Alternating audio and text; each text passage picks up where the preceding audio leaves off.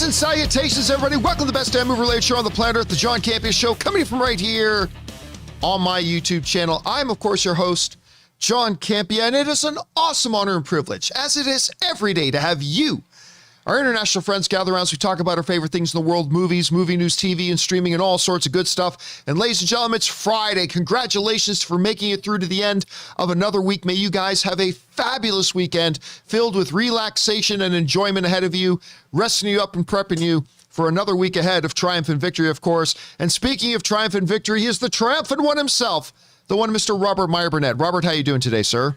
John, I'm feeling incredibly triumphant today. We got a Ridley Scott movie opening in the theaters, and what's not to love? Dune opens next week. Things are good in the old box office. So excited for Dune. I went to go see The Last Duel last night. I didn't love it. It's a really great story. It's a great story with great performances. But the way they chose to tell the story, I talk about a little bit in my Straight Out of the Theater review video I put up last night, kind of slows the film down. So I still enjoy it. It's still good. I just think I would have enjoyed it a lot more if they just told it a little bit differently to make it felt like it had better flow. But that is what it. Also saw Halloween Kills last night.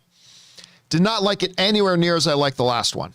Because you know me, I love the last one. I thought the last one was great. This one was just weird. Now, still some pretty fun kills. Like, there's some good Michael moments in it, some fun kills, but they make some really weird decisions. Anyway, I also put up a Straight Out of the Theater review of that last night. But anyway, guys, how are you guys doing today? We're glad to have you here and that you chose to make this show a part of your day. Here's how today's show is going to go. We break it into two parts. The first half of the show, we take some predetermined topics, and then in the second half of the show, we take your live comments or questions. Now, if you want to fire in a live comment or question to be read on this show or an upcoming companion video, simply use the tip link that's down in the description of this video.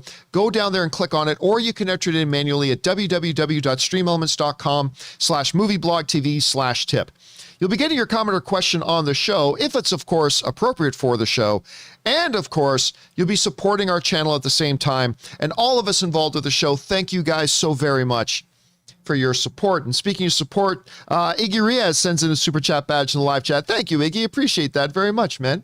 So it's good to have you guys here. And one little other bit of housekeeping. Don't forget, guys, if you need your daily fix of the John Campea Show, but you can't be in front of a YouTube channel, no problem. We've got an audio-only version of the show called the John Campea Show Podcast. It's available on any of your favorite podcasting apps of choice. Just go on over to your favorite podcasting app and search for the John Campea Show. Subscribe to the podcast today so it'll be there when you need it. And a big thank you to all you guys who have already subscribed to our podcast.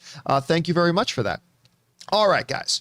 With all that down, let's dive into a couple of off the tops here before we get into our main topics. And our first off the top is this. Rob, you've known for a while that I am very, let's say, pessimistic about Indiana Jones 5. No. Even when they started shooting it, I'm like, I'll believe it when it comes out. Even like, and then, you know, the COVID shuts down. I said, I'll believe it when it comes out. Then Harrison Ford gets injured. I'll believe it when it comes out. Hell, even some set photos of some Nazis came out. And I said, I'll believe it when it comes out. I remain very, very skeptical about this movie. But listen, some new images from the set of Indiana Jones 5 have now come out. And not only are they giving us some interesting insight and once again proving that, yes, John, the movie really is getting made. And I'm still like, I'll believe it when I see it. But not only is it proving this movie's actually getting made, it brings up an interesting proposition that there might be actual time travel involved in this movie. Now, of course, you remember some set photos came out a little while ago and we saw a Nazi train with some Nazis. Well, James Mangold, the director of this film, said this movie takes place in the 60s. There weren't any Nazis in the 60s, at least not organized with their own train sets. You know what I'm saying? So there's that. And now these images came out from the Daily Mail that show us a couple things. First of all, they show us Phoebe Waller-Bridge. You know, it looks like she's helping Indy out. And so we get pictures of them on set. Now, of course, I told everybody that turns out she's going to be Marcus's granddaughter, unless my information was mistaken. But you guys remember I told you that I found out that she's actually playing Marcus's granddaughter whether that's true or not, we won't know until the movie comes out, but that's what I was told, and I believe the person that told me and that source is correct. But what's really interesting is not only do you got a couple of these pictures of her and Indy, we also get a bunch of pictures of Roman soldiers. It's like Roman soldiers behind a wall, Roman soldiers, it looks like they're rowing a boat, all this kind of stuff. Now, juxtaposing all this, Rob, against the other photos that came out with Nazis and trains, there has been some whispers going around that the crux of this movie, there's going to be time travel, that this is going to be a time travel movie. And certainly when you see pictures of Nazis on the set and then you see pictures of Roman soldiers on the set, sure, that seems like it could back that up. I would say, and I'm not saying it's not going to be time travel. It's like, hey, man, listen, if you're going to have Nazis and Roman soldiers, time travel's a possibility. Time travel is a possibility. But I want to suggest two things that may suggest it's not time travel. One is, that seems a little out of character, even for an Indiana Jones film. You know what I'm saying? Like, yes, he can find an alien. Yes, he can find the Ark of the Covenant. But traveling through time seems like a little outside of it. Like Dr. Jones and Dr. Brown are going to zip through time to find Bill and Ted and, you know, the Enterprise gathering up whales and all this guy. It just seems out of character. You know what I mean? It doesn't seem like it fits for an Indiana Jones film. But the second thing is because there is another very valid possibility, which is flashbacks. You know, let's say like the first Indiana Jones film where the Ark of the Covenant was your main MacGuffin. Let's say there's some artifact that is the MacGuffin of this new one. Well, maybe these scenes are all just tracing the journey through history of this MacGuffin as the Romans try to possess it, then the Nazis try to possess it. I mean, again, so it could be time travel. We could be seeing Indiana Jones time traveling. And if he is, it seems silly, but it's in the hands of a director like James Mangold, and I trust James Mangold. He's earned our trust. But I still think there's a possibility it may just be flashbacks. Rob, you see these images. What are your thoughts? Is it time travel? Is it flashbacks? Is it something else? What's your thought process in this right now? I think it's absolutely time travel, and I'll tell you why. Because if you go by, like Lucas talked about how there were aliens in Kingdom of the Crystal Skull, which was set in the 50s when we had a lot of alien invasion movies that were big. Of course, biblical films were big, hence the Ark of the Covenant. In the 60s, there were a lot of time travel movies that came out. The Time Machine, based on H.G. Wells' time travel, things like The Time Barrier and Chris Marker's La Jetée, which became the basis for 12 Monkeys. And then if you really want to think about it, there wasn't a machine and it was because of physics, but Planet of the Apes might be the ultimate time travel ending. But it makes sense to me because if you think about it, if there's artifacts in this film and they go to Stonehenge, like has been reported, I think the idea that they open a portal in time, that the Nazis are going to try and use some machine, and it's like a 0 point, I forget what it's called, but there's something they were actually trying to build in real life that could be the reason that they're trying to go back in time. The Nazis are to make sure the Third Reich was never defeated or whatever. I could totally see that, because to me, while it seems weird to us, we had aliens in the last one, and we had the power of God destroy the Nazis in Raiders. So it wouldn't surprise me if time travel is the MacGuffin. Is Indiana Jones going to travel through time? I don't know. But I think, to me, I believe that that's something they could pick, because what else could it be? You know, he's already had the power of God and aliens, so why not time travel? You know, using some ancient power conjured up in Stonehenge. I mean, listen, like I said, I completely acknowledge that I think the time travel aspect is a possibility. But I'm not as certain about it as you. Like, I still think there's a very real possibility this is flashback sequences. Sure. Because I mean, like, if in any of those pictures, if we saw Indy in a Roman soldier costume, then I'd go, well, okay, well, there's no doubt at this point. Now it's clearly time, but we didn't see that yet. So I don't know. We'll have to see. Question is for you guys. What do you think of these images? Do you think the main plot crux of Indiana Jones 5 could be Bill and Ted and their excellent Indiana Jones adventure? Like, do you think he could be traveling through time? Or do you think maybe now there's another explanation, it's flashbacks or maybe something else? Whatever you guys are thinking, jump on down to the comment section below and leave us your thoughts. Okay, guys. With that down, let's do one more off the top, and that is this. Rob, you know that HBO Max is really doubling down on all the DC stuff that they have coming, right? So we've heard a lot of stuff, and one of the things that's really gotten a lot of attention is the Batgirl. And they just recently went out and got the one of the young girls, Leslie from In the Heights. I thought she was fantastic in The Heights. So they recently cast her to be the new Batgirl in the Batgirl movie. Now, she was asked not long ago if Batman was going to be in the movie. And Leslie Grace said, no, Batman's not in this movie. He's off doing other things.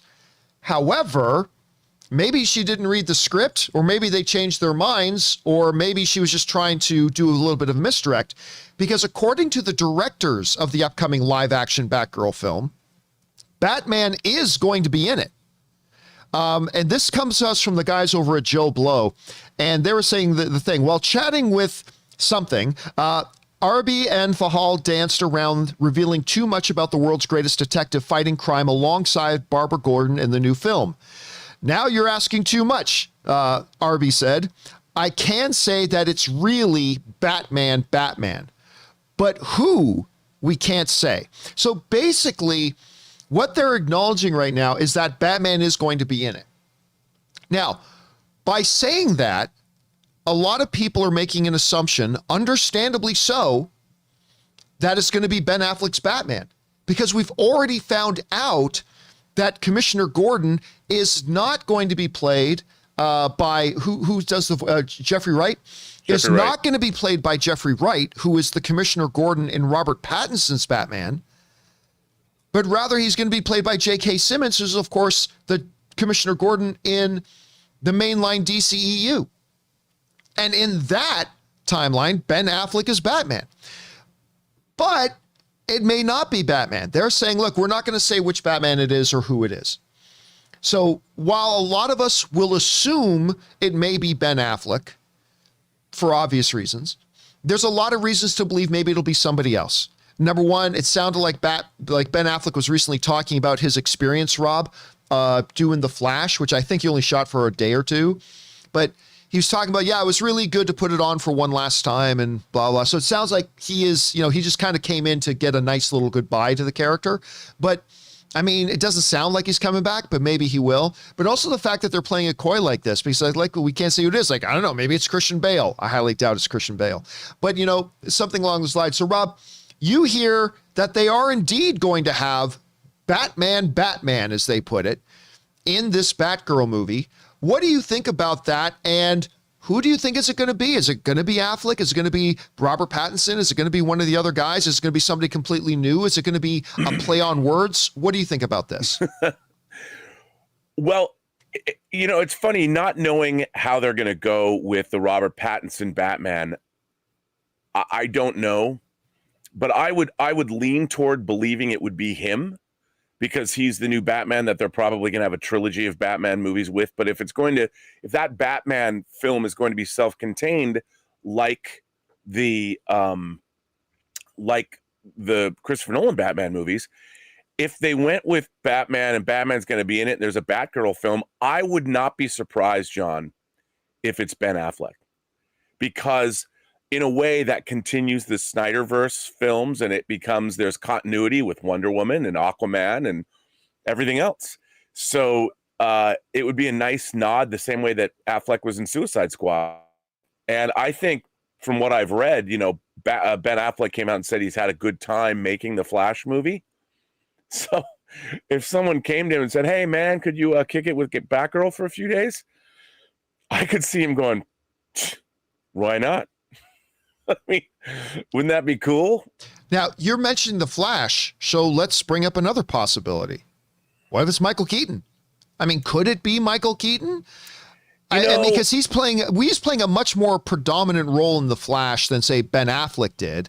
And if they're going to be resetting some things with Flashpoint, and obviously we're pure speculation, rainbows out of our asses, pure speculation right now. Absolutely. But I mean, could Michael Keaton be a viable option to be that Batman? What do you think? Well, since we're being friendship is magic in terms of our speculation, why not? I mean, an older Batman, and they might change the storyline where if it's Barbara Gordon, who's Batgirl, she, like Batman watched her grow up, and they could skew it, she's younger, depending on how they're going to play it. So I could see that. I mean, either way, whether it's Ben Affleck or whether it's Michael Keaton, I think that's both of those are a winning formula. Whereas if you have Batgirl in the Matt Reeves Batman universe, I think that's a bit too soon. It just doesn't seem like that would be the best fit because Batman seems to be younger, and I don't think that they would want to commingle those characters quite yet. Well, yeah, but and also with J.K. Simmons being the Commissioner Gordon in this, and we know Jeffrey Wright is Commissioner Gordon in Robert Pattinson's Batman, that seems like that can't fit. It seems like they couldn't put those together. No. And I would say that is it J.K. Simmons? Is that confirmed? I believe they confirmed that, yeah. For the Batgirl movie? Yes. Well, so then it's got to be Ben Affleck, doesn't it? Or it could be Michael Keaton. I mean, Michael Keaton is now in Ezra Miller's Flash, or it could be something else entirely. I mean, it's an interesting question. The question is for you guys. What do you think about this? The directors are now saying, even though the star of the movie said before Batman's not going to be in it, the director's now saying he is. So who do you think it's going to be? Maybe there's something we're not considering, and it very well could be Robert Pattinson's Batman. Maybe it could be Christian Bale, although that is completely almost impossible. Maybe it's Michael Keaton. Maybe it's Ben Affleck. What do you think about it? Who's going to be this Batman? Whatever do you guys think? Jump down into the comment section below and let us know your thoughts. All right, guys. With that down, let's get into our main topics here today, shall we? And how do we select our main topics here on the show? Well, it's really simple. You guys come up with our main topics. See, whenever you come across a big topic, issue, or story that you feel we should definitely cover as a main topic here on the show, just go anytime 24/7 over to www.thejohncampeashow.com/contact. Once you guys get there, you're going to see a form. Fill it out with your topic or question. It's absolutely free. Hit submit, and then maybe, just maybe, you might see your submission featured as a main topic here on The John Campea Show. With that down, Rob, what is our first main topic today? Well, ominously, Raymond Reddington himself apparently has written into us, John. Hot off the presses and the interwebs, Michael Pena will be joining the cast in season 4 of the Amazon show Tom Clancy's Jack Ryan, alongside John Krasinski. The character is being kept under wraps, but I'm pumped up for this development. What are your thoughts? John, I don't know how you feel about this, but I'm a huge Tom Clancy fan. I read all the Jack Ryan novels. I really dig this show. Season 2 was not as good as season 1 and sort of played some beats that we saw in Clear and Present Danger, but I think John Krasinski's fantastic. He's much more of a action hero he's different than the Jack Ryans in the movies, but I think he's great. I really love the show. It's really well produced. This come to us deadline says Tom Clancy's Jack Ryan, starring John Krasinski, has been renewed for a 4th season ahead of the series' season 3 premiere on Prime Video. Additionally, Michael Pena is set to join the season 4 cast in an undisclosed role. Amazon has revealed production recently wrapped on season 3, and a premiere date will be announced later. Season 3 finds Jack Ryan Krasinski on the run and in a race against time. Jack is wrongly implicated in the larger conspiracy and suddenly finds himself a fugitive out in the cold. By the way, that plot sounds dope. I can't wait. Now wanted by both the CIA and an international rogue faction that he has uncovered, Jack is forced underground, crisscrossing Europe, trying to stay alive and prevent a massive global conflict. Dude, that sounds exactly like how I want my Jack Ryan. I'll bet you that Michael Pena's character is probably introduced in season 3 at some point, and then they made him a regular, I would assume, because that's why they can announce him as the cast because he's probably in at least maybe the end of season 3. What do you think? Did you watch the show and do you dig it? What do you think? Yeah, I've watched both seasons of Jack Ryan that are out right now. I really liked the first season. And you're right. It's definitely a different take on Jack Ryan than the one we got in either the Alec Baldwin or the Ben Affleck or the Harrison Ford iterations of the character that we've seen before, or Chris Pine, yeah, for that matter. It's a little bit of a different take, but I like it. I like it a lot. And part of that is just the infinite likability, of course, of John Krasinski himself. Like, John Krasinski is just such an infinitely likable character and an infinitely likable guy that he comes across a way. But see, John Krasinski is also a big dude. So he carries all those tools of all the charm and charisma on screen, but you can buy him as a legit badass at the same time. He is a big physical dude. And we don't often think of him that way because he's Jim. He's Jim, for heaven's sakes. We never think of Jim in that way. And Jack Ryan's supposed to be a Marine. Yeah, and they really, I believe him. They accent that point in this show, where they don't really accent it nearly as much in the other iterations. I am like you, though. I didn't love the second season. I didn't mind it. Like, I got all the way through. It's not like I hated it. I didn't, but I thought it was a significant step down from the first. Let's just say that. So I watched it. I got through it. It's like, okay, I still like the show, but nowhere near as good as the first. So I'm really happy to hear they've already greenlit a fourth. Now, as far as Michael Pena goes, Michael Pena right now, when a lot of people think of Michael Pena, and I get it, I understand, they think of Luis from Ant-Man. I get it, because he's awesome as that. He's like one of my favorite guys in the movie world right now as that. But people will forget Michael Pena, and, unfortunately there was the Tom and Jerry fiasco, but let's just forget about that. Michael Pena is a hell of an actor. He is a hell of an actor. You go through his film repertoire, this dude has done some great stuff. And the one that to me really stands out the most is actually End of Watch. Did you ever see it? I was going to say that, dude. Oh, man. He's so good in that. He's so good in that movie. I mean, he's good in everything. The Martian, too. I really liked him in The Martian. Oh, he was with the whole ensemble in the ship. He's got a great way of not just being great on screen himself. No matter what he's in, he will find a way to create great chemistry with every other character he's with. And he did that in Ant-Man. He did that in The Martian. He did that in End of Watch. He did that in just about everything he does. And so Rob, I've always said it's never a mistake to add talent. And they just added a hell of a talent. So I'll have to patiently wait as I go through season 3. Looking forward to seeing him in season 4, but we'll see. Question is for you guys. What do you think about the announcement that we're going to see Michael Pena? 2 announcements, really. Number one, that they've already greenlit season 4 of Jack Ryan, even though season 3 hasn't premiered yet.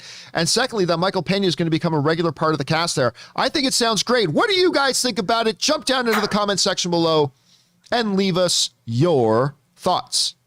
By the way, guys, just want to give a shout out to Willie IE, who sends in like a $20 super chat badge in the live chat. Thank you so much for that. Really appreciate that, man. Thanks for the support, dude. All right. With that down, let's move into main topic number 2.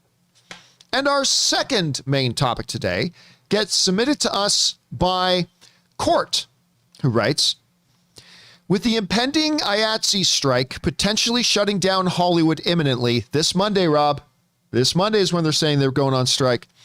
Do you expect the Batman to be delayed yet again? From Matt Reeves' tweets, it seems like the film is still in post-production. I stand with the IATSE, but I want to see this movie. Thoughts? All right, thanks for saying that in, man. And yes, of course, look, one of the big movies that one of my most anticipated, most excited movies that I'm looking forward to is obviously The Batman. Obviously, what I really want is the Ben Affleck written by, directed by, and starring Batman. But if it can't be him, I love Matt Reeves. I think Pattinson's going to do a great job. I'm dying with excitement for this movie. That said, we cannot ignore the fact that The Batman is a production. And guess what? All production is in imminent danger right now. Because as we had my friend Spencer Brennan on the show a few days ago, Rob, he was great. We know that, the below the line filmmaking folks, they're looking at going on strike because they need improved working conditions. They need like a lot of stuff improved about the welfare of their lifestyle right now. And they need to get that addressed. And so it's coming down to the wire. And as you guys know right now, the word is that unless a deal is struck by 12:01 a.m. on Monday, all production everywhere shuts down. Everything shuts down. And that includes the Batman. This comes to us from the folks over at Deadline, who writes, Hollywood is on the precipice tonight as talks between the IATSE and this is the associates, the producers, I should say, the AMPTP, continue in the hope of averting a strike early next week that could bring most of the industry to a standstill. Assume there will be a strike and hope there isn't, the local 800 members were told this afternoon in the first of 2 planned virtual town halls. It looks about 50-50 right now, but that could change quickly. Either way, with the mood in the room. Another source close to the talks told Deadline. So right now, they're saying things are 50-50.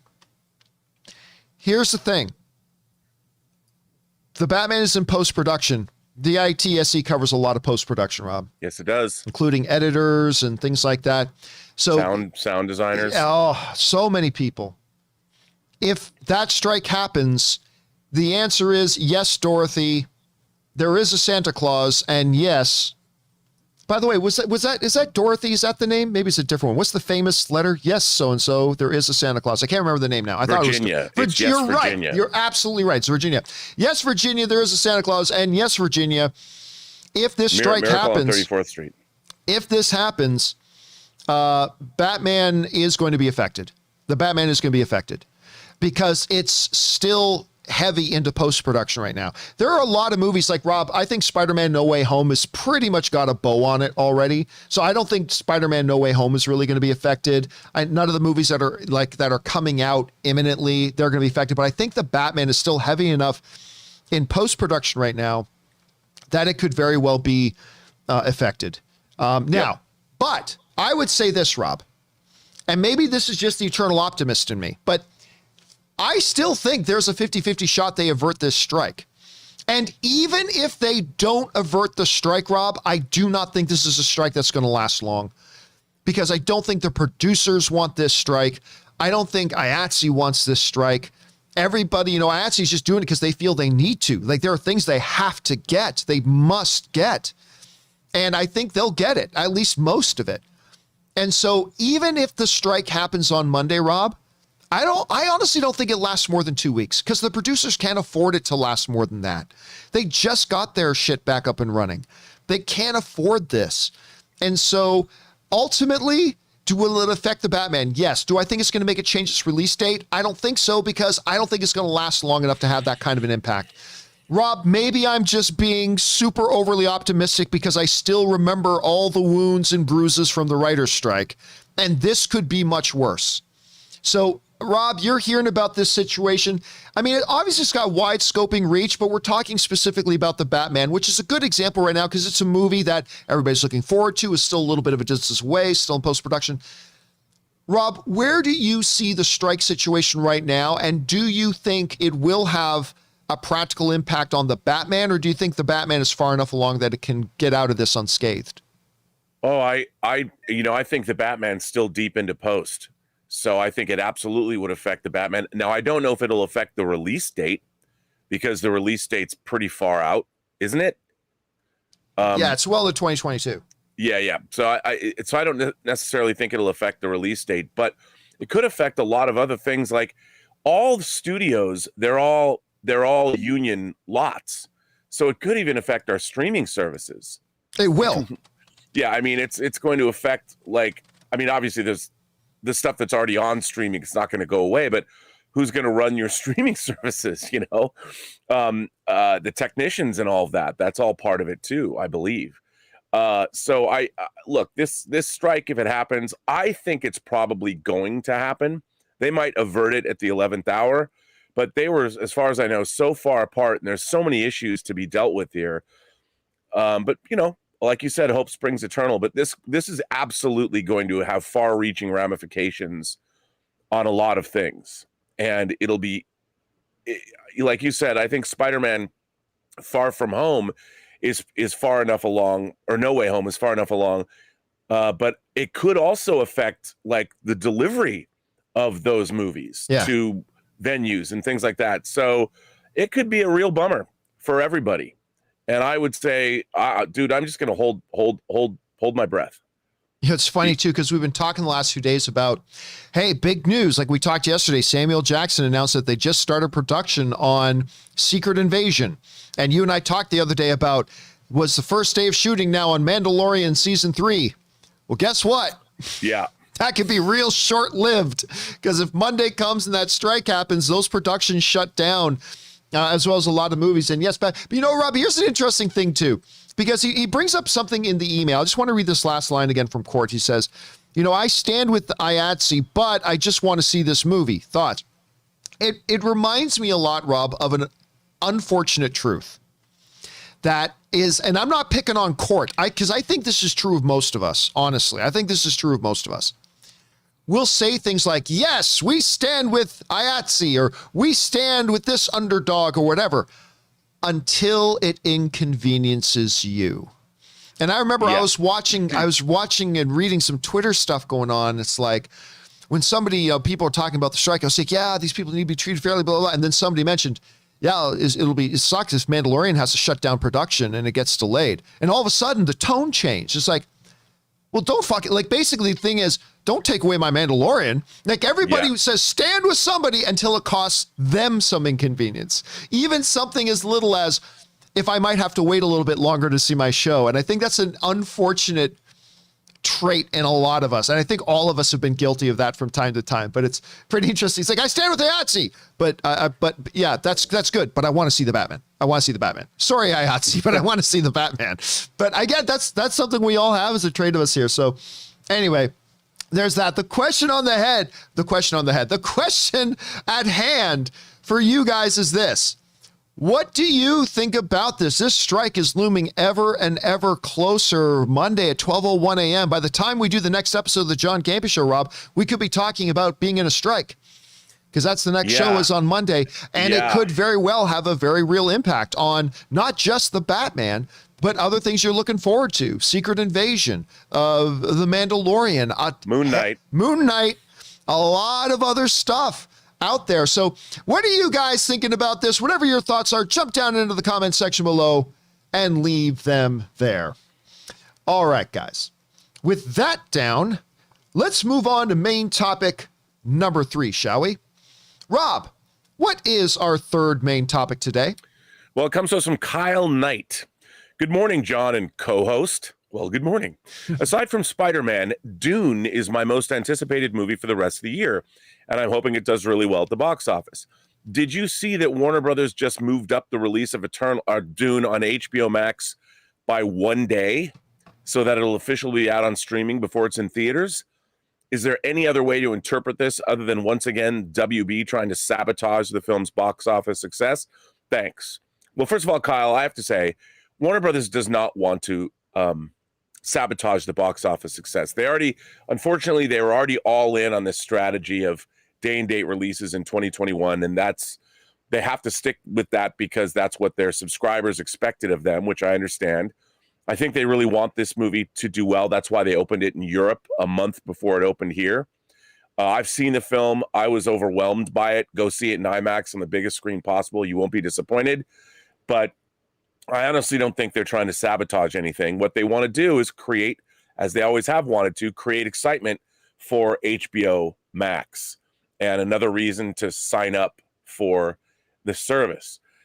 Joe Blow says, what's crazy about this decision is that the film will be able to be seen even earlier than early Thursday evening preview showings that most tentpole releases have been accustomed to. For me, it's a scratch my head moment as this opens up the film to potential piracy pretty early, but it could point to Warner Brothers truly banking on its HBO Max performance, which, by the way, they are. They have previously stated that if Dune does well on the platform, it can guarantee another installment, but this seems to undercut how well exclusive theatrical releases have been doing the last couple of months. Dune is truly meant for the theatrical experience, but it seems like Warner Brothers still wants to promote the streaming option. John, I agree with both of those things. Obviously, HBO Max, they're trying to do everything they can to get as many subscribers as they can. So, of course, they want to have excitement for the platform. But of all the movies that have come out this year, especially from Warner Brothers, which I think, as we both talked about, I think the day and date strategy has not worked for Warner Brothers as well as they would have hoped. They've undercut their theatrical performance, I think, by a great deal. Dune is really the kind of movie that people are all going to say, you've got to go to the theater. And you can't just go to any theater. You got to go to an IMAX theater. You got to go to a big theater, go to an AMC A-list, whatever you have to do, go to the best theater you can find. Because, John, I have to say, sitting in that movie theater, of all the movies I've seen in years, this movie is an experience. And the sound mix alone will transport you places you've never been to before. It's amazing. What do you think? I'll tell you what. Look, as the article in Joe Blow said, we become accustomed to something that, whether it's been Universal on Peacock or whether it's been Warner Brothers or even when Disney has done it, when there's been a day and date release, it's always still been that the way you can see it the earliest is by going to the movie theater. For example, Halloween Kills is available on Peacock today. If you're the upper end tier subscriber to Peacock, you can see Halloween Kills on Peacock today. Not with the free service or the lower tier service, but for the higher paid service, you can watch it today. But you couldn't yesterday. But yesterday you could see it in the movie theaters. Same was true of Black Widow. Same was true of all the other HBO, the Warner Brothers and HBO releases, that if you want to see it first, you can still go to the movie theater.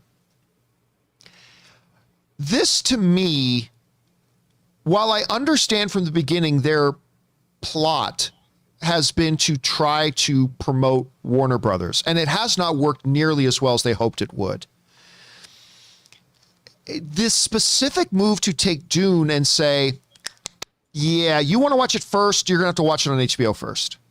If you want to see it as soon as possible, and now we're talking about a matter of hours, not days, but if you want to see it as early as possible now, they made the specific undercutting move to take it and say, now watching it in the movie theater on Thursday ain't going to be your first best option. Now HBO is.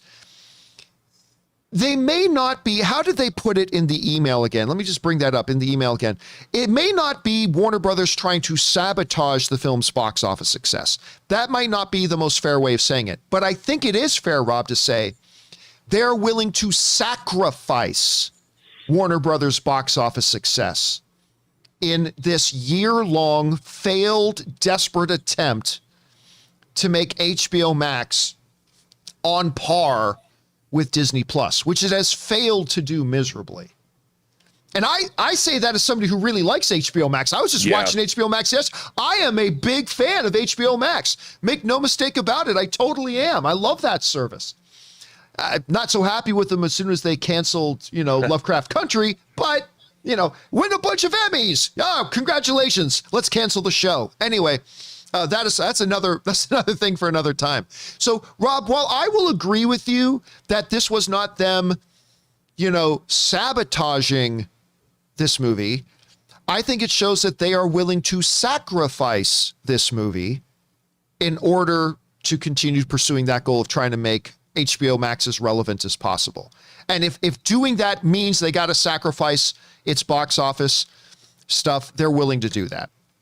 And again, I think this speaks to the failed policy, a year-long failed policy on their point of doing this. And if nothing else, Rob, it almost seems like the desperate last gasps of a regime that knows that their time is up.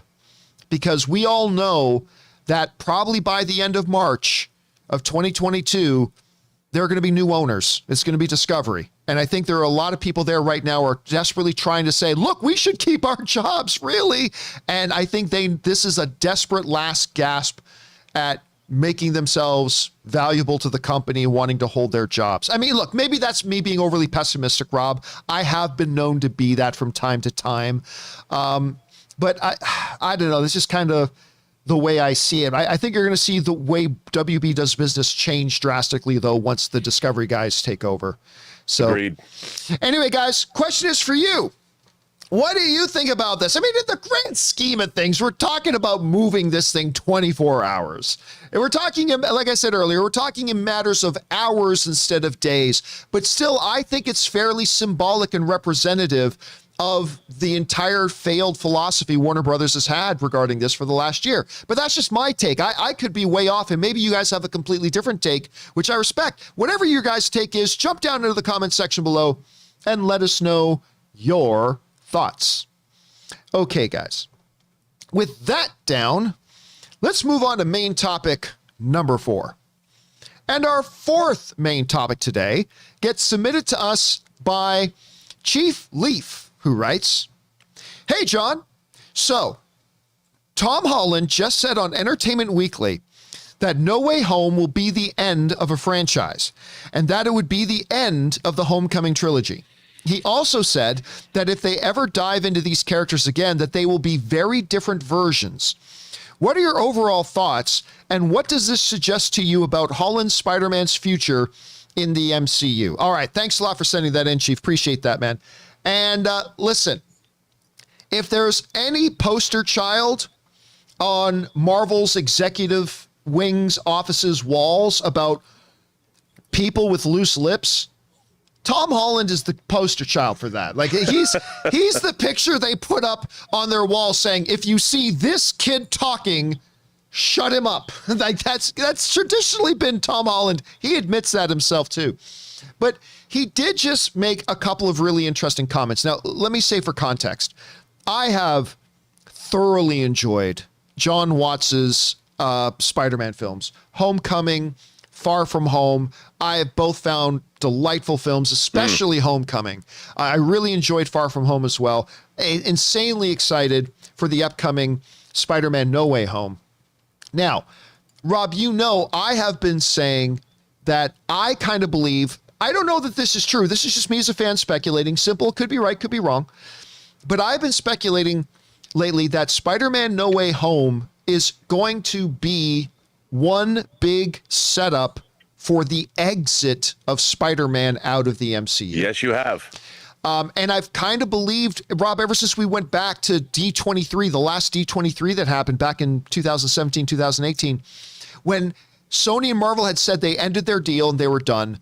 But then a few days later, they said they announced a new like 3 or 4 film deal. And at that time, I said, you know what? I bet the reason they re-upped such a limited deal was just because, you know what? Let's set up. Oh, look at that. I have him wearing Stark's glasses. You know, a little No Way or Far From Home action in there. Oh, I love that he's got the drone above him there too. Yeah, this is a great figure. That is an awesome figure. I love that. But you know, back when they announced the re-upping of the deal, I said, I got a feeling they're doing it so they can properly set up a proper exit. Because Rob, the way it was going to be was very abrupt. It was like all of a sudden there's Spider-Man movies and all of a sudden our deal's done. No more Spider-Man. It's like, what? Mm-hmm. We're just going to end with him the way that seems weird. So let's take a look specifically at what Tom Holland said, because there's going to be obviously, Rob, a big game of interpretation here. Yep. Some people are going to interpret this differently. So let's see what he said. Tom Holland said the following: "We were all treating this film as the end of a franchise, let's say. I think if we were lucky enough, let me say this again. I think if we were lucky enough to dive into these characters again, you'd be seeing very different versions. It would no longer be the Homecoming trilogy. We would give it some time and try to build something different and tonally change the films. Whether that happens or not, I don't know. But we were definitely treating No Way Home like it was coming to an end, and it felt like it." Let me read that first part again. We were all treating No Way Home as the end of a franchise. We were all treating this like it was the end. It's all coming to an end, and it felt like it was. Now, I think there are a couple of possibilities here. Let me start with the one that isn't the one I actually think it is, but would make sense. Possibility number one here is that he is implying a major shift in the universe and in the Spider-Man character himself, but still in the MCU. He could just be implying that, listen, there is a major fundamental shift coming to Spider-Man and his associated characters, that if we do more Spider-Man movies in the MCU, we're all going to be like really different. That's definitely a possibility. That is one interpretation, and that's a valid interpretation. It could be that. But Rob, the one I believe makes more sense, because what he said kind of coincides to what I've been speculating, is it really does sound to me like he's saying, with trying not to say too much, is that this is it. This is the end of Spider-Man in the MCU. And if you see us again, it'll be very different, i.e. Sonyverse. It's going to be in the Sonyverse. Now, again, that's just an interpretation. Let me say that up front. That is just an interpretation. The other interpretation, that it's going to be him staying in the MCU and all that kind of stuff, is valid too. But Rob, I've been saying for a while, I think there's a lot of, circumstantial evidence. Let's call it that. Let's call it circumstantial evidence that points to that Sony is getting ready to bring Spider-Man back home, to bring him back into Sony's verse. And that's where he's going to live from now on. And I think there's been anecdotal evidence that Marvel has been preparing the way for it to be without Spider-Man. So I look at his words, Rob, and I feel a little bit more certain that we are talking about the end of Spider-Man in the MCU and him moving over to the Sonyverse thing. I mean, I don't know that. That's not a fact. I still could be totally wrong about that. We're all just guessing. But I see those words, and that's how I interpret it, Rob. Rob, these are some significant words. You hear them coming out of Tom Holland's mouth. What's your interpretation of the situation? Well, I think you're right. I mean, I have to agree with you 100%. I mean, Sony wants this franchise to be theirs. They're building up their own universe. I mean, now with Morbius, they're doing Kraven the Hunter.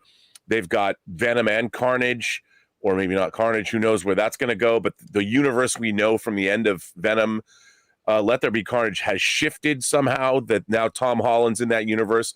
It wouldn't surprise me at all if Sony takes the next, they're doing a whole new Spider-Man trilogy under their own auspices. Obviously, we're dealing with the quantum realm in Marvel. The multiverse is crazy right now.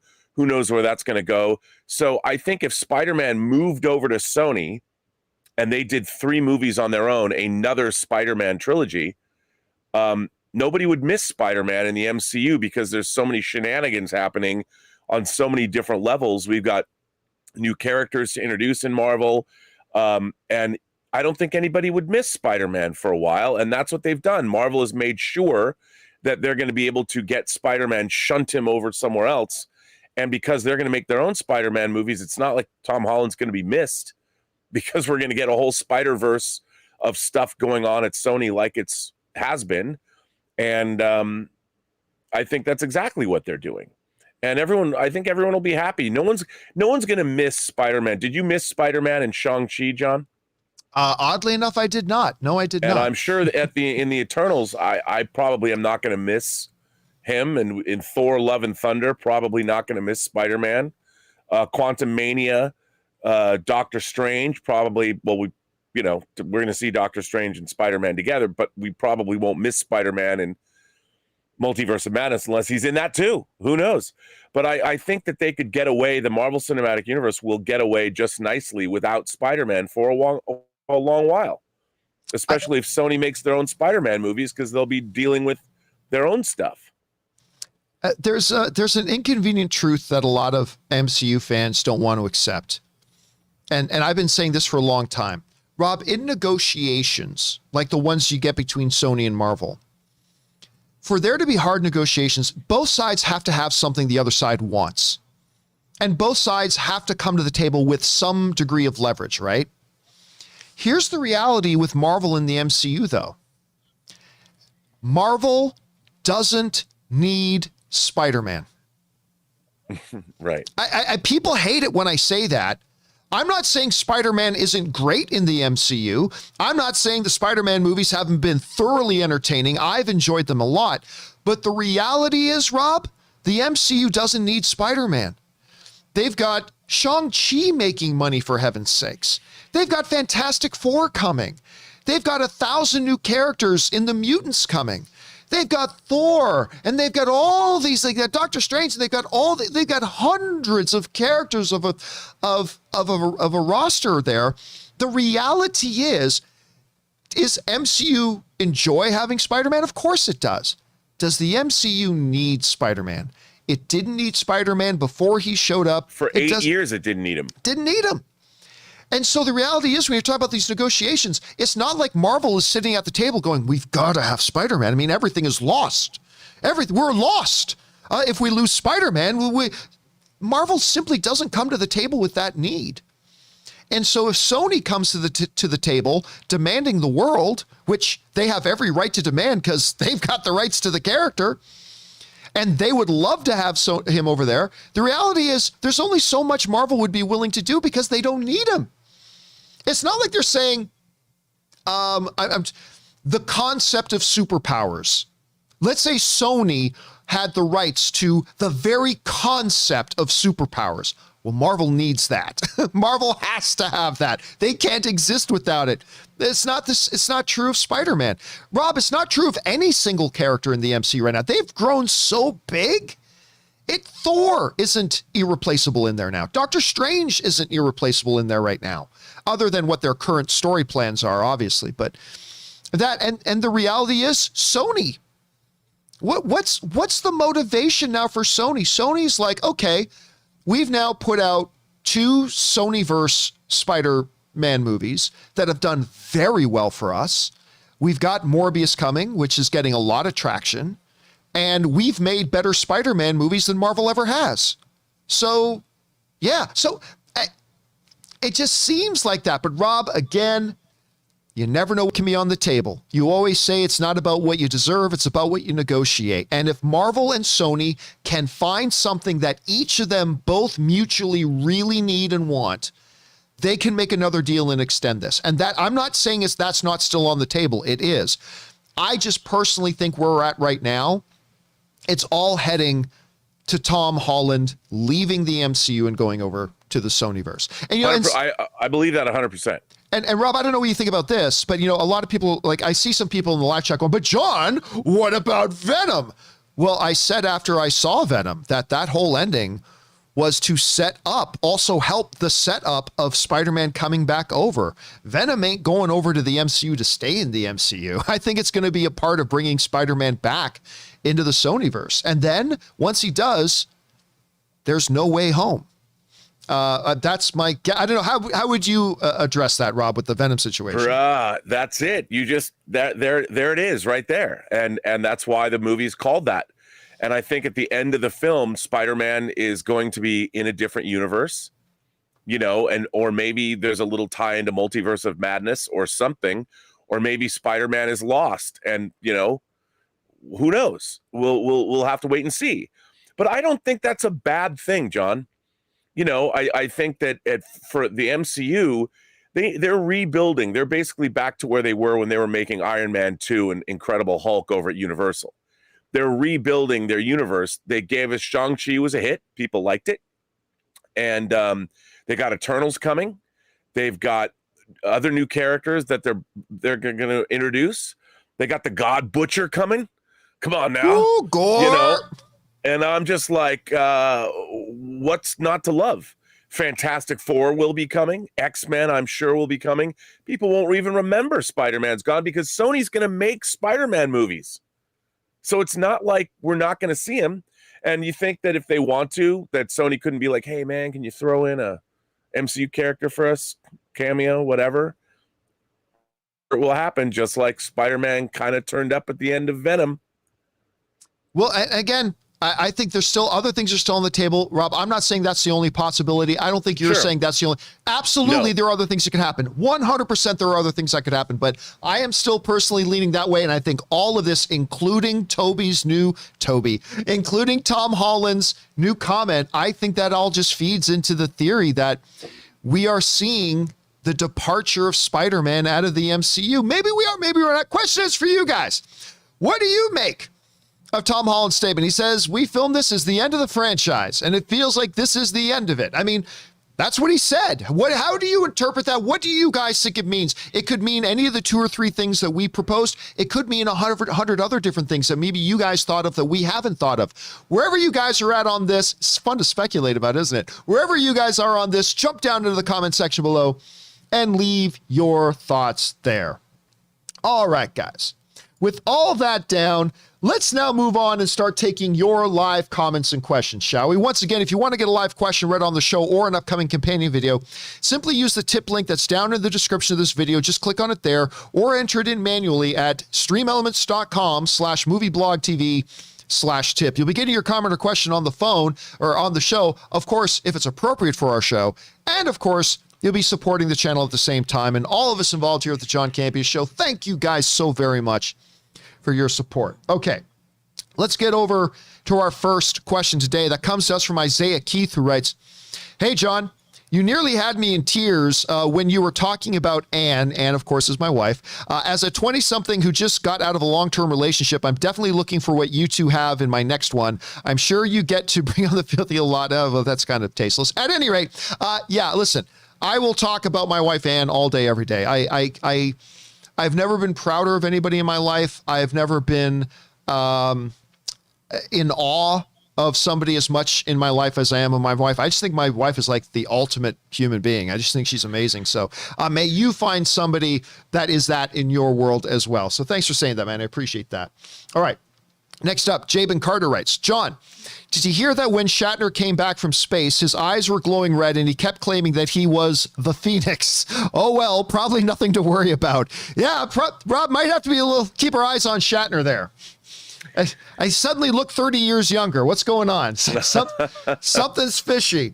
Something about a gamma radiation storm. I like that idea. Shatner is the Phoenix Force. You know, imagine what he could do. Transform humanity. Whatever he would do, you know, he would start with George Takei. There's some drama there. All right, yeah. Let's move on here. Next up, we've got Angel F writes, "Hey Gio." By the way, Gio is G-I-O, so G-I-O as in Giovanni. That's my real name. Anyway, what are the chances of Sam Raimi and Tobey Maguire coming back for a Spider-Man 4 with an older version of Peter set in the same universe? 0. I think it would be very successful, given that there has proven to be so much excitement for No Way Home. No, listen, never try to guess success by how much excitement you think you see in something. Because if that were the case, the Power Rangers movie that came out a couple of years ago would have been $1 billion film. And because everybody can try to rewrite history right now, but the amount of buzz, Rob, on the online chat stuff when that was coming out was huge. John, you just don't understand how big Power Rangers is. No, I do. I just know it's not going to be as big as you think it is. At any rate, Rob, I don't see any chance of this. If Toby pops up, and that's not a certainty, by the way, but if he pops up and in a small role in Spider-Man No Way Home, I don't think that is to lead into anything else. I think that would be for a one-time special event. And by the way, I don't know. I haven't talked to anybody, but it seems like that to me. What do you think? Could we get a proper Spider-Man 4 with Tobey Maguire and Sam Raimi at the helm? Do you think that could happen? I don't think so. Only because right now, Tom Holland is too bankable. The fact is, those movies have made $1 billion. The second one made over $1 billion. So that's your moneymaker, and you don't want to dilute that brand. But then again, John, you know what? In this day and age, I wouldn't put anything past anyone. I mean, yep.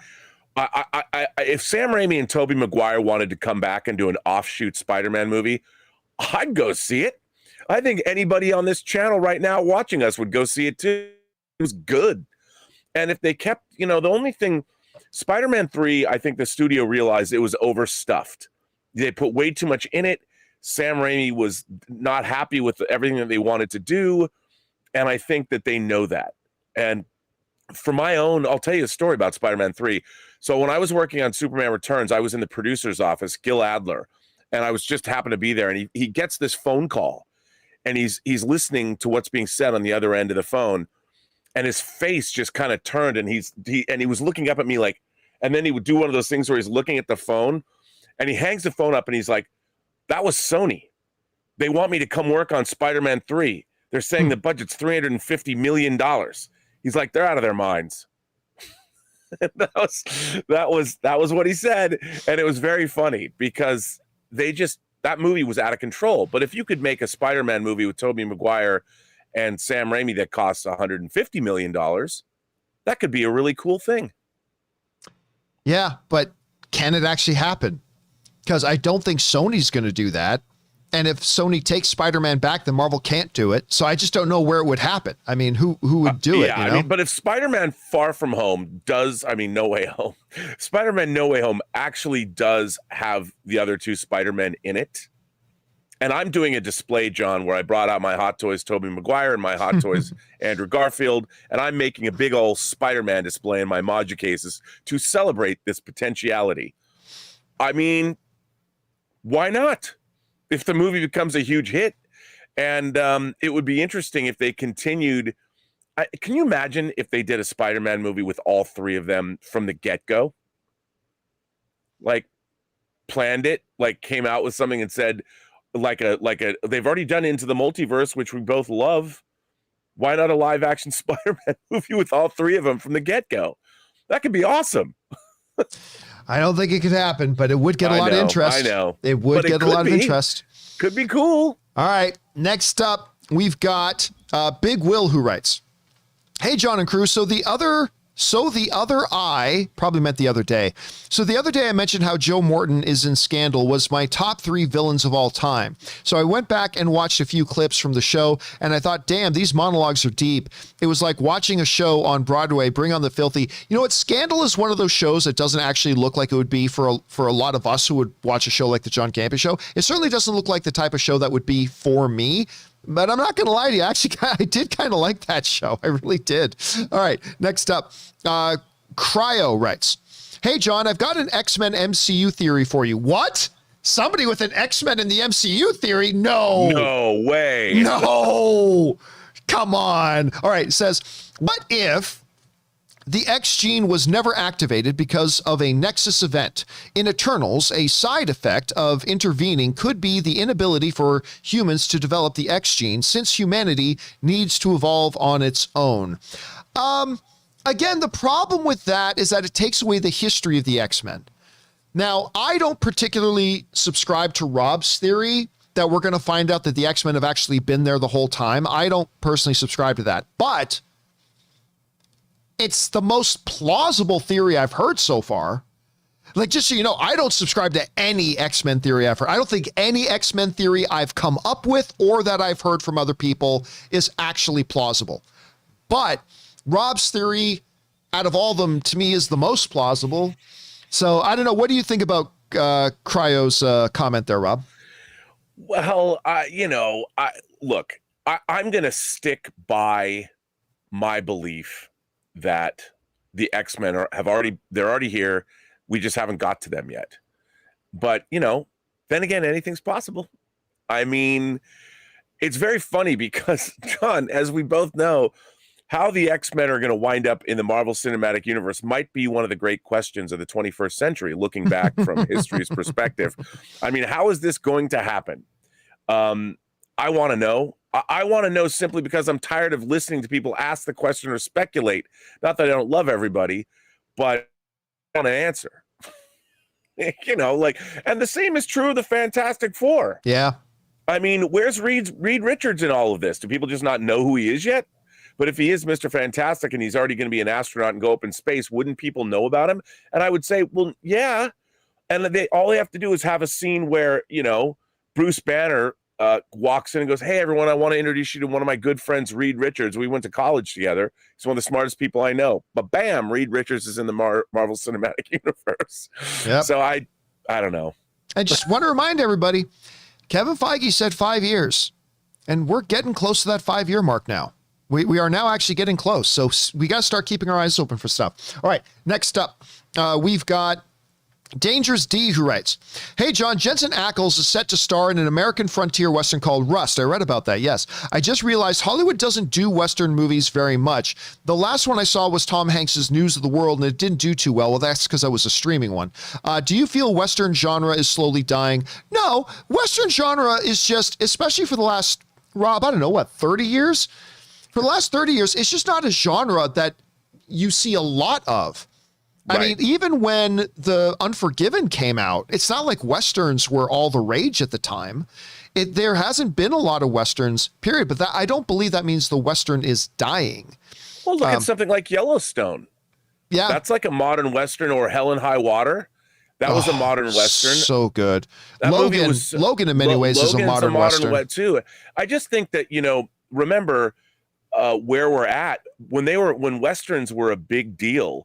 We weren't that far away from people pushing westward, and you're talking about in Bonanza and when that show was on, Westerns were big in the 50s and 60s. We were just a few decades away from, there was still a Western frontier, and you could do a modern Western today, but we just have different things are happening. I love Yellowstone, by the way. It's so good. Yeah, so I think it's just the Western genre is still kind of plugging along the way it has for the last couple of decades. I just saw a really bad one called The Harder They Fall. That was terrible. Oh, I haven't seen it. Was that bad? It was awful. But listen, to be fair, the last I checked, let me look it up right now. The last I checked, it had an 81% on Rotten Tomatoes. So I'm saying it's awful, but do keep in mind that a bunch of other people seem to say that they like it. Let me bring it up here. Last I checked, it was at 81. Oh, it still has just 26 reviews. Okay, so the number of reviews hasn't changed. It's still at 81%. But it's one of those situations to me where it's like, listen, all film is subjective, but every once in a while I see a movie that I love so much that I just can't understand why other people wouldn't. And sometimes I see a movie that is so bad, I can't understand why people would like it, even though to me, all film is subjective. The Harder They Fall is one of those movies. Rob, it's so bad. I'm not going to go through the whole diatribe I did last time, but it's so bad. I explained this on the show yesterday. You know what a facade is, right, on a set? So a facade. So if you go onto like Universal Studios lot, or Warner Brothers lot, and it looks like you're on a city street, it's not a real building. If you go behind the building, you see it's just one big piece of wood that's made to look like the front of a building, right? Rob, there are multiple shots in this movie where you literally see the facade. It's like, wait a minute. And I had to pause. It's like, was that literally just the back of the facade they just showed in that shot? Sure enough, that's what it was. I mean, that does not make the movie bad. I'm saying the movie was so bad. And then the facade shot just kind of becomes, the manifestation of just how badly this movie is put together. Man, I mean, I know I think it's a first-time director too. It is. Not a first-time director. He directed another Western in 2013. And then he also directed like a Jay-Z short. But he is Seal's younger brother. But here's the thing, Rob. But when I was watching the credits at the end, I realized, that whole movie was about one guy. It was about the director. He wrote it, he directed it, he wrote all the songs in it, all the music that's in it. It was pretty much it felt like let me show the world how great I am, and I'll do everything on it. Oh. And it's like, how does he get this incredible cast? Like Delroy Lindo is in this, Rob. Zazie is in this. Because Seal probably made a call. Right, because Seal probably made a call. But anyway, it's too bad when you have that much those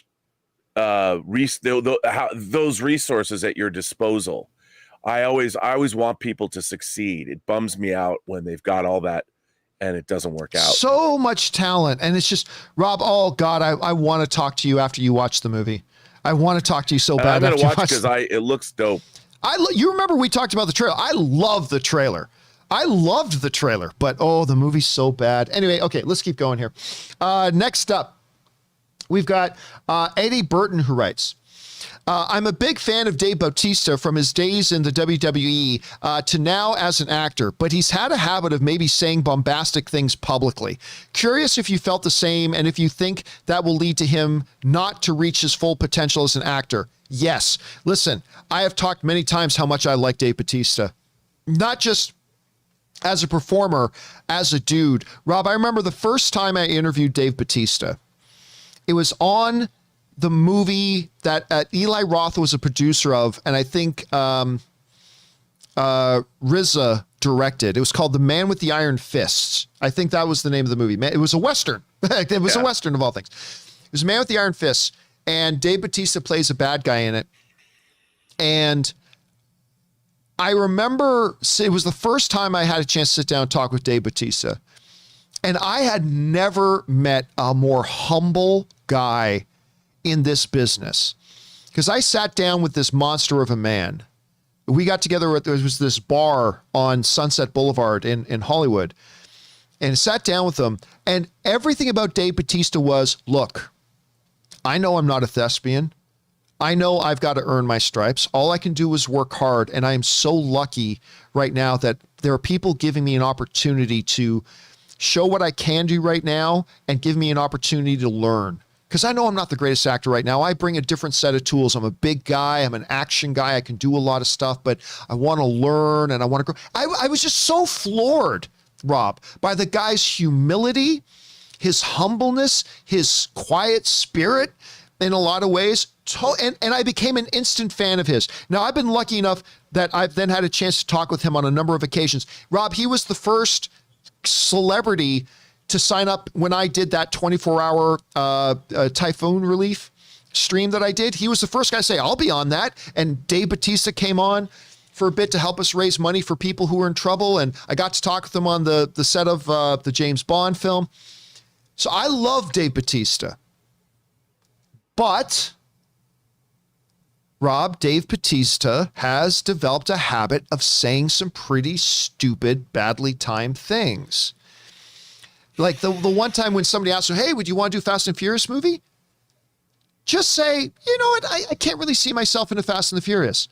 But instead he said, nah, man, I want to do good movies. It's like, dude, you were in Stuber. Okay. You were in My Spy.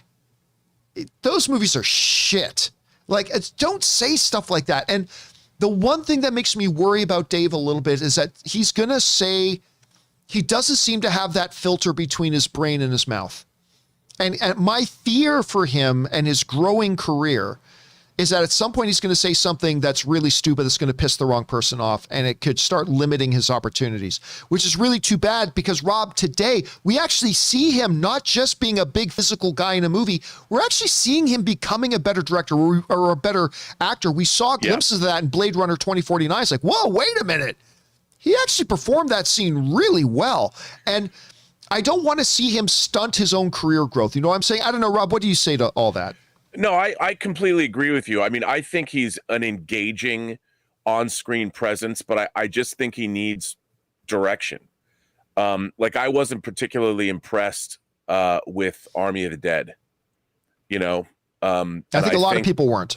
Yeah, and I just thought I wanted him to be more like Kurt Russell in Escape from New York, you know, whereas I think on, say, Guardians of the Galaxy, you love him. You know, and like any actor, especially I think a guy like Dave Bautista, and if you watch even there's a short Blade Runner 2049, like a prequel, one of those 3 prequel shorts he's in, and he's really good in that, I thought. And I think it all comes down to he's somebody that needs you got to take some time and get a performance out of him. But I think he definitely could give it. I mean, he's an imposing guy. I like the way he looks on camera, and I hope that he has a long career ahead of him. So do I. I just don't want to see. I just fear he may sabotage his own career, and I don't want to see him do that because I like the guy too much. All right. Next up, we go over to Norman, who writes, it seems like The Rock has taken every opportunity to speak on the situation, and Vin Diesel has taken the high road. Why is The Rock stuck in the past while Vin moves on with the Fast franchise? And like it or not, Fast 9 was more successful than Hobbs of Shaw. Hobbs of Shaw, was it though? Was it? Because, okay, look, first of all, Dwayne "The Rock" Johnson does not bring up the stuff with Vin Diesel. He gets asked about it, right? Like the last topic we just talked about where he kind of ran down the whole reason why you probably won't see him there again. And that he was directly asked in an interview that question. Boom. And they put it to him. And he does. And by the way, like the whole stuff with Tyrese, like that wasn't Dwayne "The Rock" Johnson bringing that in. That was Tyrese that started making all these big things, and it just left Rock in a position where he had to respond to it. So I don't think Vin Diesel has taken the high road. I don't think Dwayne Johnson has taken the high road. I think it's always unfortunate when two really talented people have such differences with each other that they can't make it work for the sake of good business. I think it's unfortunate, but it happens. It's happened to me. I'm sure it's happened to all of you guys too. Rob, I think it's happened to you. It's happened to all of us. I mean, it's just a part of reality of life. 100%. So, yeah, that's just kind of my take. But listen, Hobbs and Shaw, all right? A movie that has none of the founding characters of the Fast and Furious franchise, characters that are just kind of side characters, go off and do a spin-off movie without any of the core Fast and the Furious crew in it. So let me just look it up. Hobbs and Shaw box office.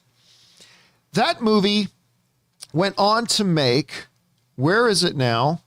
Where is the box office number for why can't I find the box office number? Hobbs and Shaw. Oh, because I didn't write in box office. That's why. Hobbs and Shaw box office. Okay, so Hobbs and Shaw, a spin-off movie with two characters that are not core members of the Fast and Furious crew, blah, blah. Yeah, that made $759 million.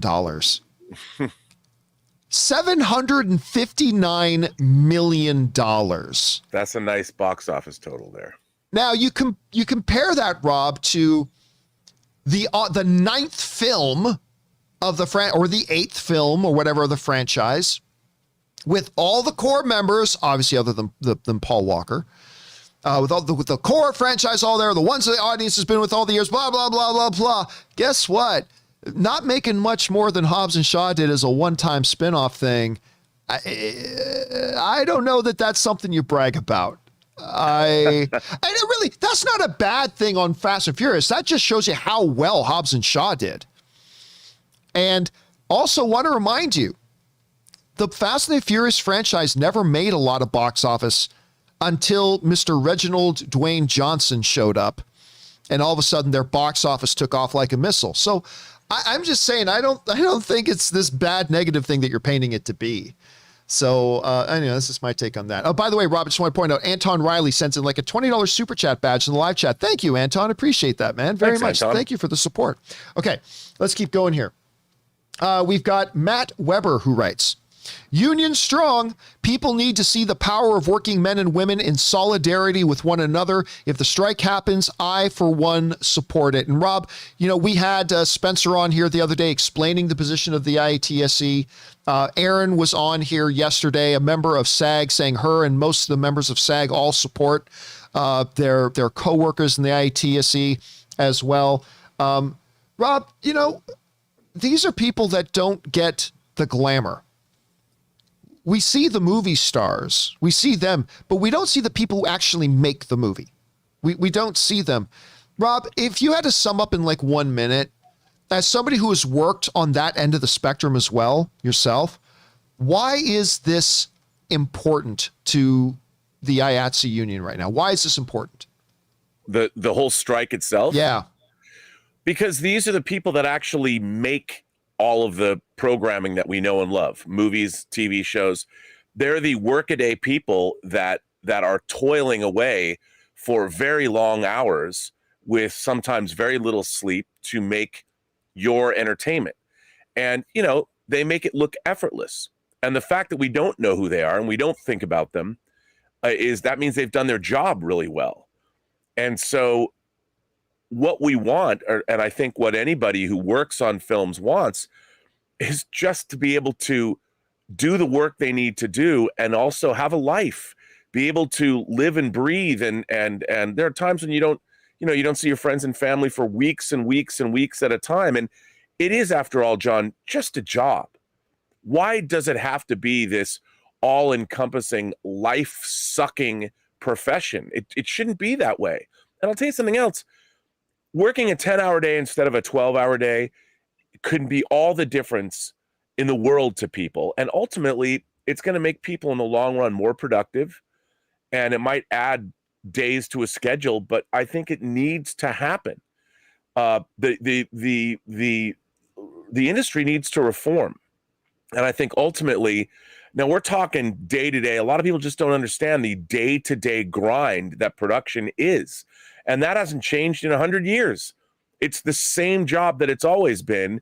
And yet in our world today, people are not getting compensated the way they should be. And they're also being forced to work in conditions that are not optimal to their health and welfare. Well put. Well put. All right.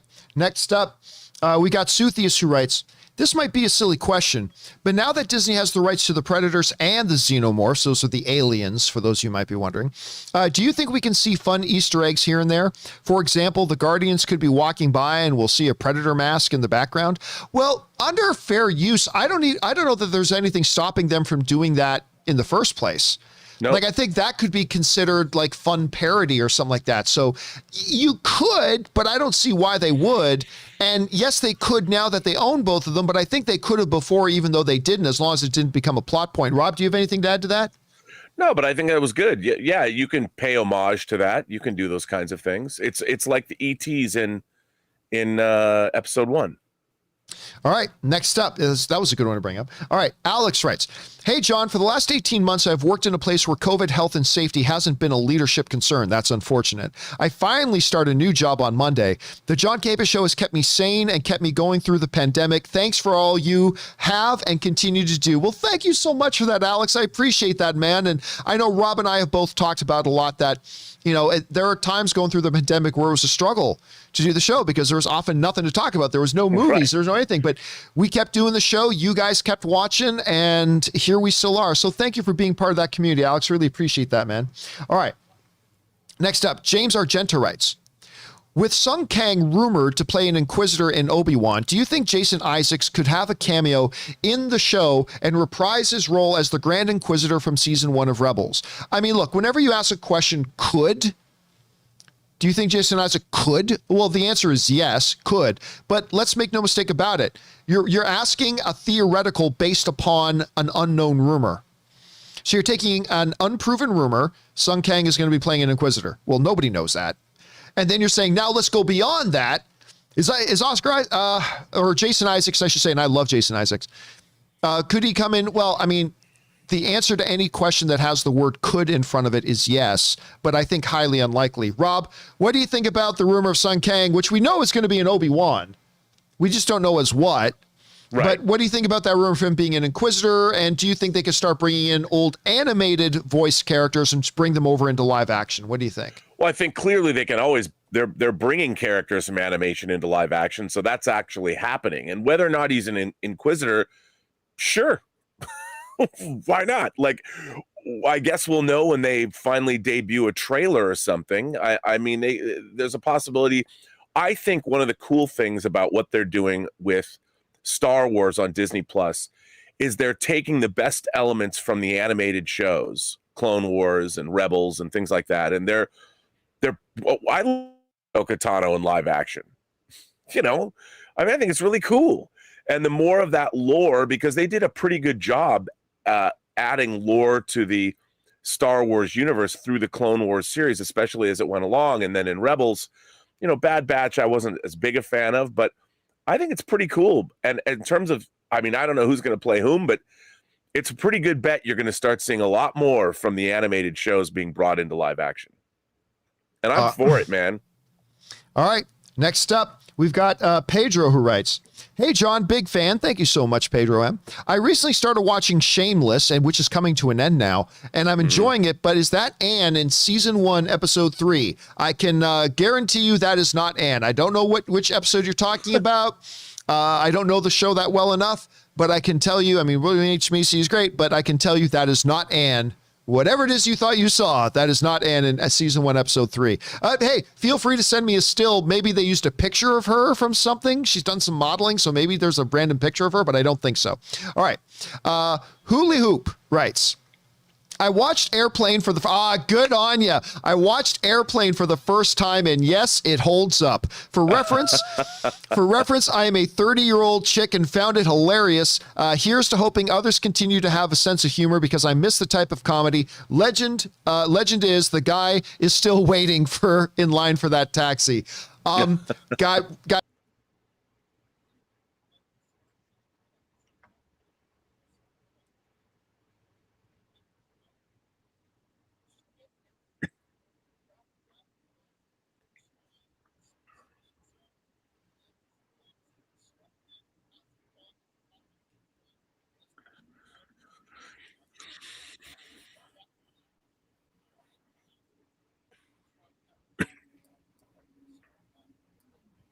Does it rank for you in terms of like where it sits for you amongst your all-time favorite comedies?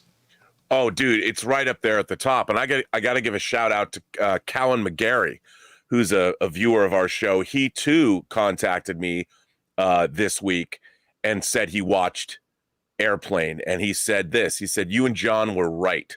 It is the best comedy.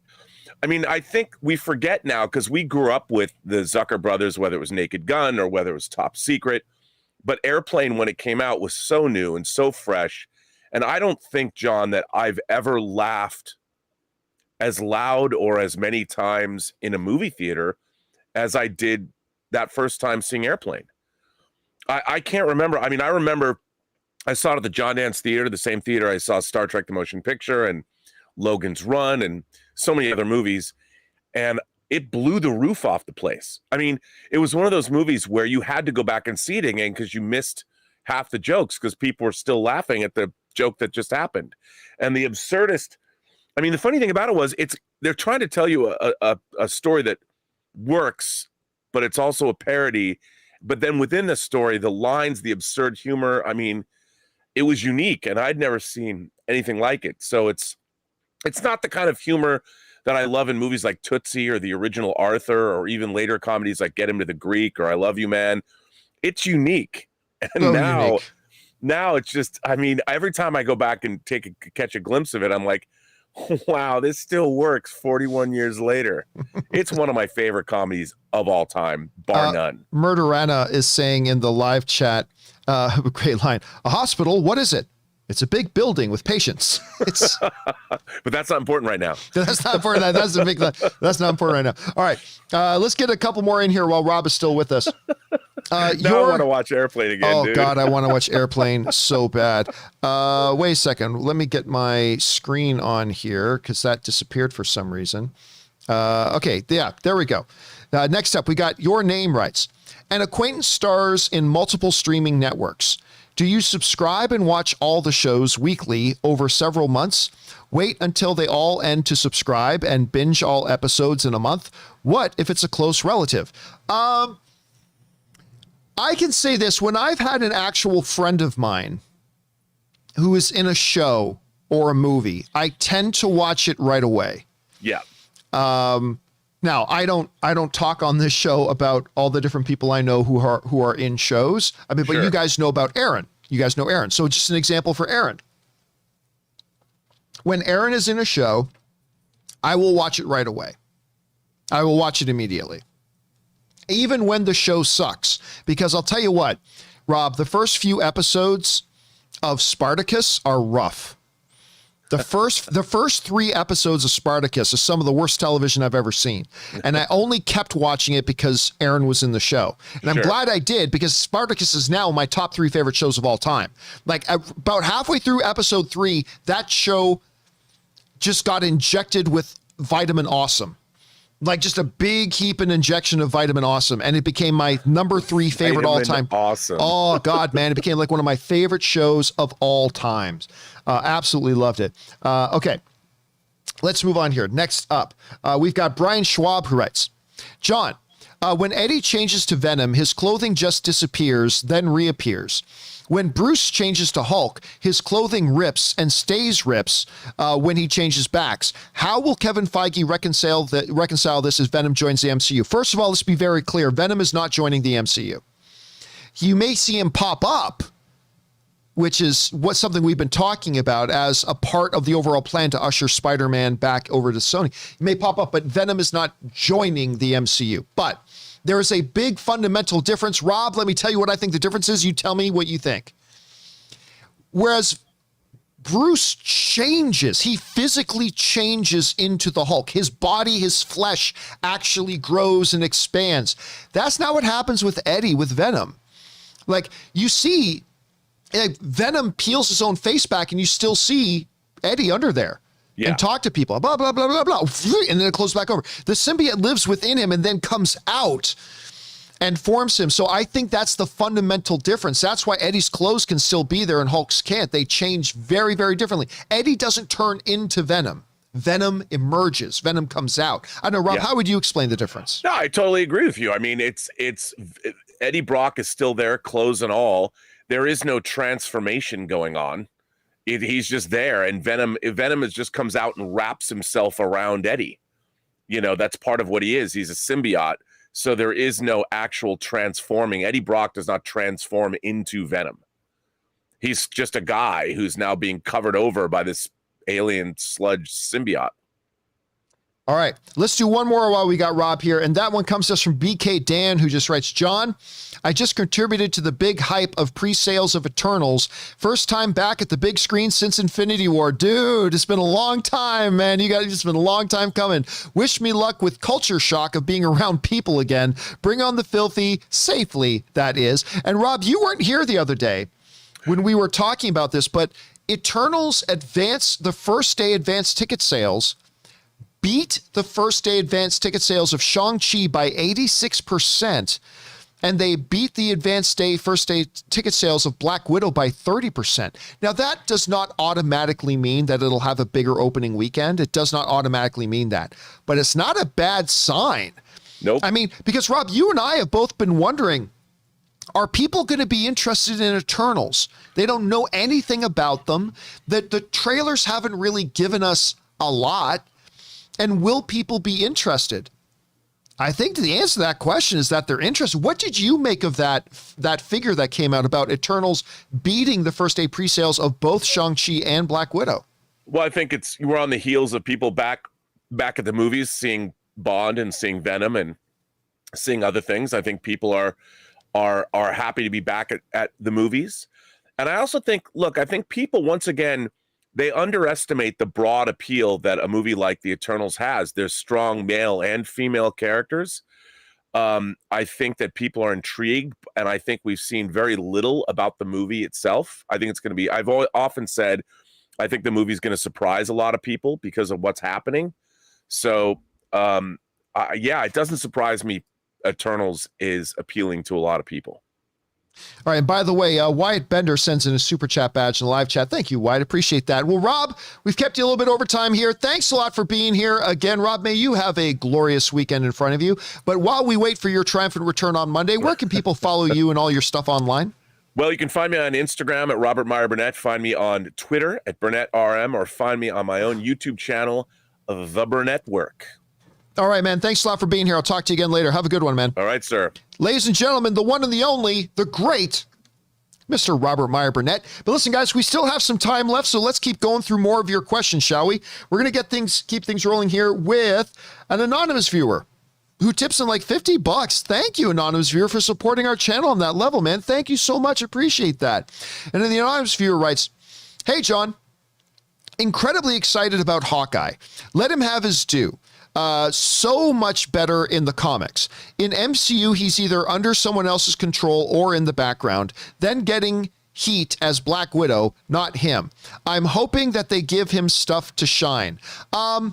Listen, I am sure the Hawkeye series is going to be good. I'm sure it's going to be good. I just have personally not liked the trailers. And I get a lot of crap from you guys. I get a lot of shit from you guys for the fact that I don't like the Hawkeye trailers. I just don't. I don't think they're very good. But a lot of you guys are loving them. And that's great.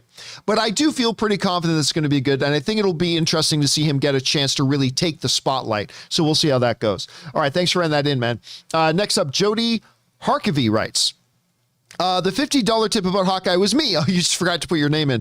I am also excited about Secret Invasion. I think it's going to be good Skrulls versus Rogue Ones, but most excited about Eternals. It's going to open up so many possibilities. You're right about that. The Eternals is going to open up a whole new dimension to this entire world that I think is going to be really interesting to see how they handle it. And again, the fact that they've got, the reigning best director at the Academy Awards, Chloe Zhao, directing it. I think this is the first time ever in comic book movie history that the reigning best director Academy Award winner is directing a comic book film. It's going to be really interesting to see how that all turns out. All right, next up. Jody Harkavy also writes, have you seen Only Murders in the Building? We've talked about it many times on the show, starring Steve Martin, Martin Short, and Selena Gomez. Also has Nathan Lane. It's quirky. What are your thoughts? Yeah, I haven't watched the whole thing yet. I've watched a number of episodes. I really like what I've seen so far. My wife is obsessed with it. Like, Anne is absolutely obsessed with Only Murders in the Building. So she is all caught up on it, and I will get the rest of the way caught up. It's great. It's great. The pacing of it's fantastic. The characters are quirky. I'm a sucker for a good mystery. It's a great play on modern pop culture with the whole thing of true crime podcasts and stuff like that. It's a really perfect amalgamation of a lot of different elements that makes it really, really entertaining. Okay, next up, we've got Gang writes, John, a new promo for Hawkeye just got released, and we talked about this yesterday, and I loved it. The teaser also announced that the show will have a 2-episode premiere, which is interesting. I think it's because the finale would overlap with Boba Fett's premiere episode, and now it won't. Well, I mean, here, I don't think that's why they're launching with 2 episodes to start, because if they were worried about that, they just would have launched the show 1 week earlier.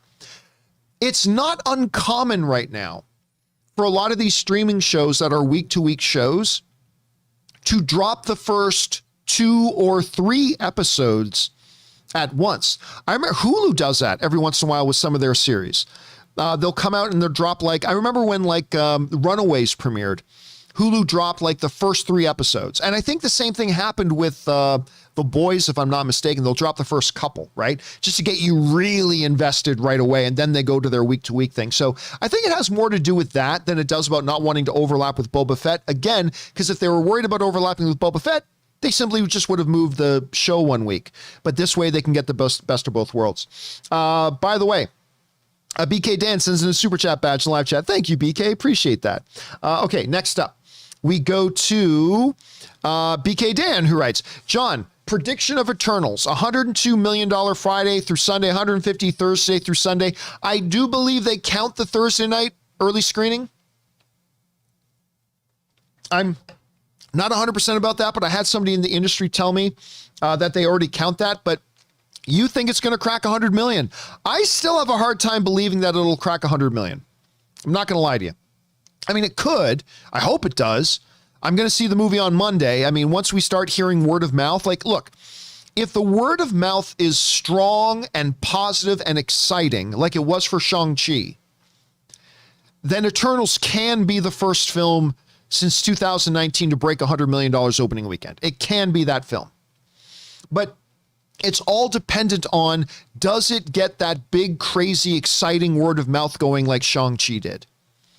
If it's just good, and if it's a good movie and people like it, I don't know if it makes 100 million. If it's people are coming out going, oh my God, everybody, you have to see this movie like they did for Shang-Chi, then it might. We'll have to wait and see. We will have to wait and see. But I am seeing the movie now. What is it today? Friday, Saturday, Sunday, Monday. I'm seeing the movie in 3 days. 1, 2, 3. 1, 2, 3. Somebody asked me I don't know why this came up. Somebody asked me on Twitter yesterday, hey, John, you're Canadian. Can you count in French?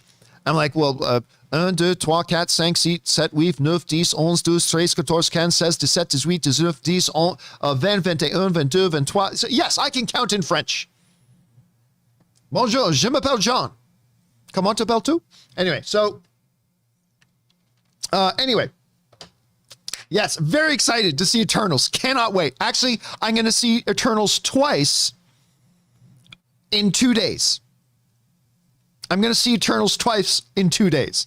I'm going to see it Monday at the world premiere, and then I'm going to go back and I'm going to watch it again on Tuesday. And I think I'm going to take Rob to see it on. I think I'm going to bring. I get a +1 for my screening on Tuesday. I think I'm going to bring Rob with me to come see it so he can see it as well. So I'm going to see it by the end of Tuesday. I will have seen Eternals twice. Very stoked, guys. Very, very stoked about it. I will let you know how it is once I see it. Okay. Let's see. Next up, where are we at here? That was BK. Next up, Sam Fisher writes, 1 of 4. Okay, here we go. I saw No Time to Die this past weekend, and I really enjoyed it. But I did have some problems with it. Like Rob, while I thought Malik was great, Safin's plan didn't make sense once he accomplished his initial goal. I agree with that too. I really liked No Time to Die. I think it's very good. But the villain was a problem. And like the whole thing about his plan, especially after he accomplishes his initial goal, is like, well, what's the point of him after the initial goal? Anyway. And there was no line justifying why they needed to go after Safin once he completed his goal. Yes, they did. Like, I won't give away spoilers, but yes, they did. They absolutely did do that. Safin never says, I'm going to sell, spoiler, to the highest bidder. Yeah, but he was going to be in possession of it. That's enough. Going after Safin felt more like covering M's ass than actually stopping Safin. Not when you understand how dangerous the thing was that he had. It became absolutely imperative. Also, there's no 3. Wait a second. There's 1, 2... No 3. Okay, we just go right to 4. Okay. Also, didn't end credits make it seem like it was a remake of Her Majesty's Secret Service? If they wanted to remake it, why not just flat out remake it? I didn't feel that at all. I'll be honest with you. But again, Sam, I agree. Like, I really did enjoy No Time to Die. I think it's a very good movie. Not as good as Casino Royale or Skyfall. Definitely better than Quantum of Solace and Spectre. I thought it was very good, but the villain was the biggest weakness of the movie to me. They should have done, could have done, should have done, ought to have done a much better job with that. And I am 100% in agreement with you on that point. I really, really am. All right, next up. Sam Fisher also writes in, 1 of 3. I'm worried that the way No Time to Die ended, they're going to go full reboot, which sucks. Well, I mean, not really. That's really what they should be doing, because I love Naomi Harris, Ralph Fiennes, I should say, and Ben Winshaw's take on Moneypenny, M, and Q, respectively. And while Bond has replaced some actors and not others in the past, Craig was far more continuous and serialized than I think Bond has ever been. That's absolutely true. They basically replaced everyone except Dame Judi Dench, who they were initially going to replace before Martin Campbell decided he wanted to keep her on. Yeah, listen, it's time. Look, we've all known every time they've swapped James Bonds, it was a new iteration of the James Bond story. Even if they kept a certain actor carry over to play a character, that's always happened. But we've always known that Roger Moore's James Bond is not Sean Connery's James Bond, was not George Lazenby's James Bond, and wasn't Timothy Dalton's James Bond. And Pierce Brosnan wasn't Roger Moore's James Bond, and Daniel Craig wasn't George Lazenby's James Bond. Like, we've always known this. So yes, there's a tradition that they will still carry over certain characters. By the way, I wouldn't be surprised at all if when they reboot James Bond, if like Ralph Fiennes isn't still M. I wouldn't be surprised. Or if Naomi Harris isn't still Moneypenny. Or if Lashana Lynch isn't still another 00 agent. I wouldn't be surprised. But even if they do that, it is still really a reboot. I mean, that's kind of been the tradition of James Bond in many ways. All right, let's move on. Next up, we've got Dangerous D, who writes, Hi, John. DC Comics is making some controversy. John Kent, the new Superman. I was wondering when somebody's going to ask about this. John Kent, the new Superman and son of Clark Kent, is coming out as bisexual. I really don't know what to think of this. There is a lot of division. Dean Cain is against it. Okay, first and foremost, who the fuck cares what fucking Dean Cain thinks? Dean Cain is almost as an irrelevant nobody as I am. Not quite, but almost. So who the fuck cares what Dean Cain thinks? Anyway, Not that I dislike Dean Cain. I'm just saying Dean Cain is almost as big of an irrelevant nobody as I am. So, I mean, who really cares what Dean Cain thinks? Anyway, I'm sure he's a wonderful guy, though. It is, that's all I'm saying. I don't know him. I don't dislike the guy. He could be wonderful for all I know. Anyway, Dean Cain is against this. Like, what say does Dean Cain have in any of this? Anyway, do you agree or disagree with Dean Cain? Honestly, look, I'm just gonna be straight up with you.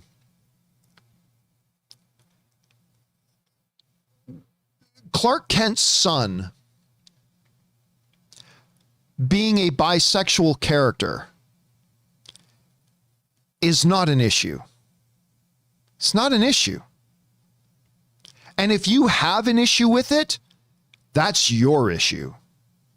Honestly, to me, the bigger issue is, why would you have a problem with it?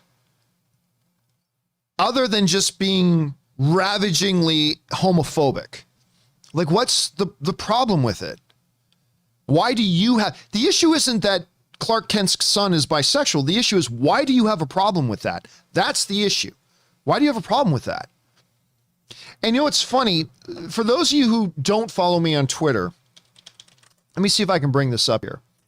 I made this graphic the other day because I saw somebody wrote this on Facebook actually, and I'll bring it up here. I saw somebody write this on Facebook. Somebody wrote this. They said, "Why talk about sexuality at all? We don't care.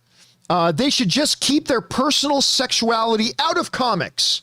Okay, you say that, but I never hear anybody complain when Wolverine is making out with Jean Grey, or the Green Arrow's making out with Black Canary, or Superman's making out with Lois or Wonder Woman, when Flash is making out with Iris, when Cyclops is making out with Jean, a little bit of three there, when Aquaman's making out with Marrow, and Batman's making out with any one of the... Oh, no, then it's never a problem having sexuality. Oh, no, that's never a problem, never a problem. Oh, wait a minute, this character's bisexual. Oh, now we don't want them to have their sexuality and their blah, blah, blah. Look, tell you what, just do us all a favor.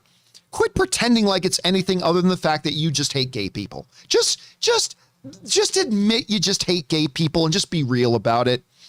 Just be real about it. Look, everybody's always saying, well, create new characters. Okay, well, Jonathan Kent is a relatively new character in comics. He's a young guy, and they're saying he's discovering that he's bisexual. Okay, so that's his character. He's either, homosexual, bisexual, heterosexual, whatever. Now we know what he is. Okay, so move on. That's what his character is. Now move on. I just don't understand why people have a problem with it.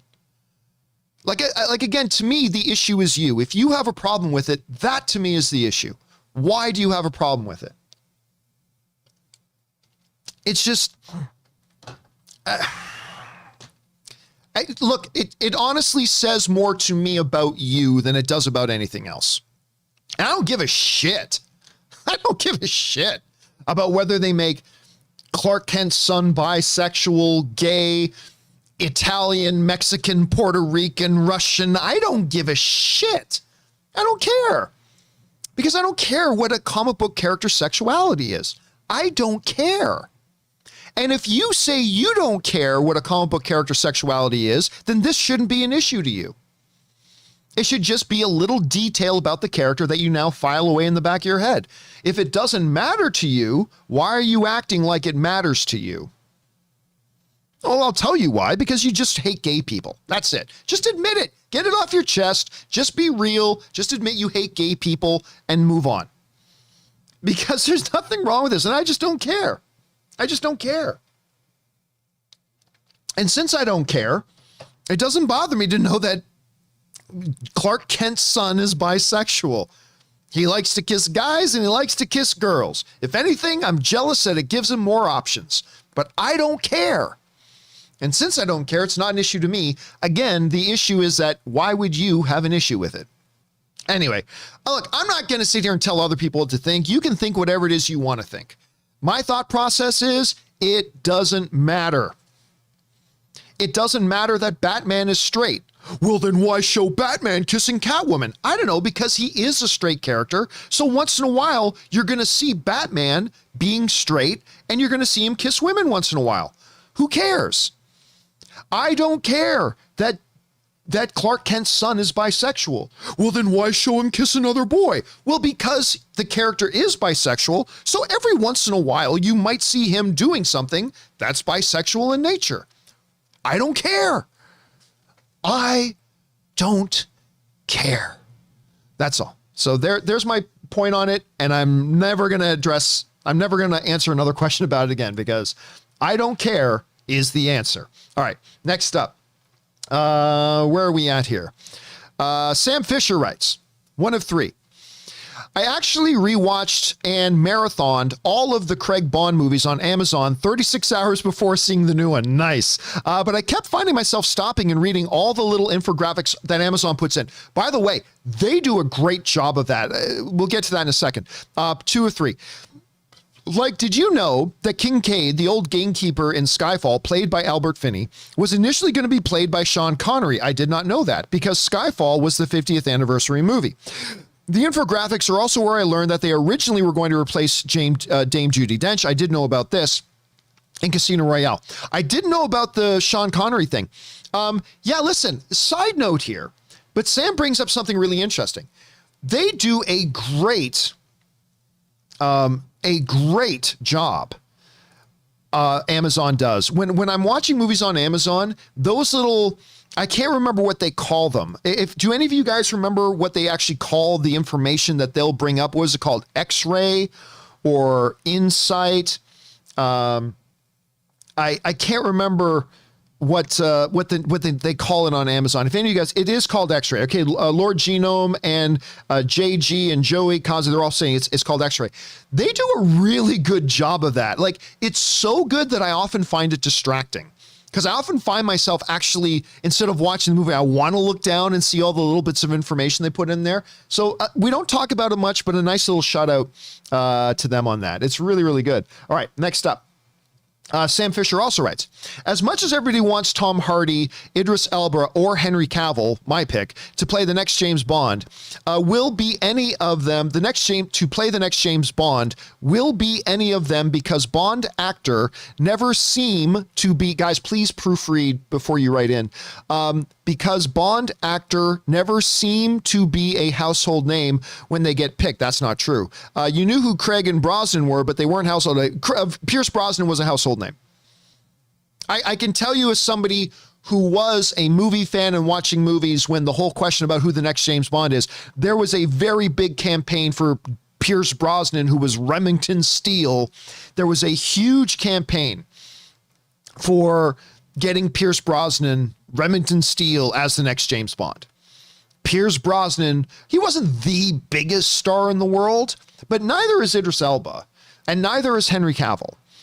Who I love Henry Cavill. You guys know I do. But yeah, that's saying that it's never a big name actor. Pierce Brosnan was a big name, and Pierce Brosnan was the fan pick of that decade, that people wanted to see the new James Bond. So absolutely they do. And absolutely he was.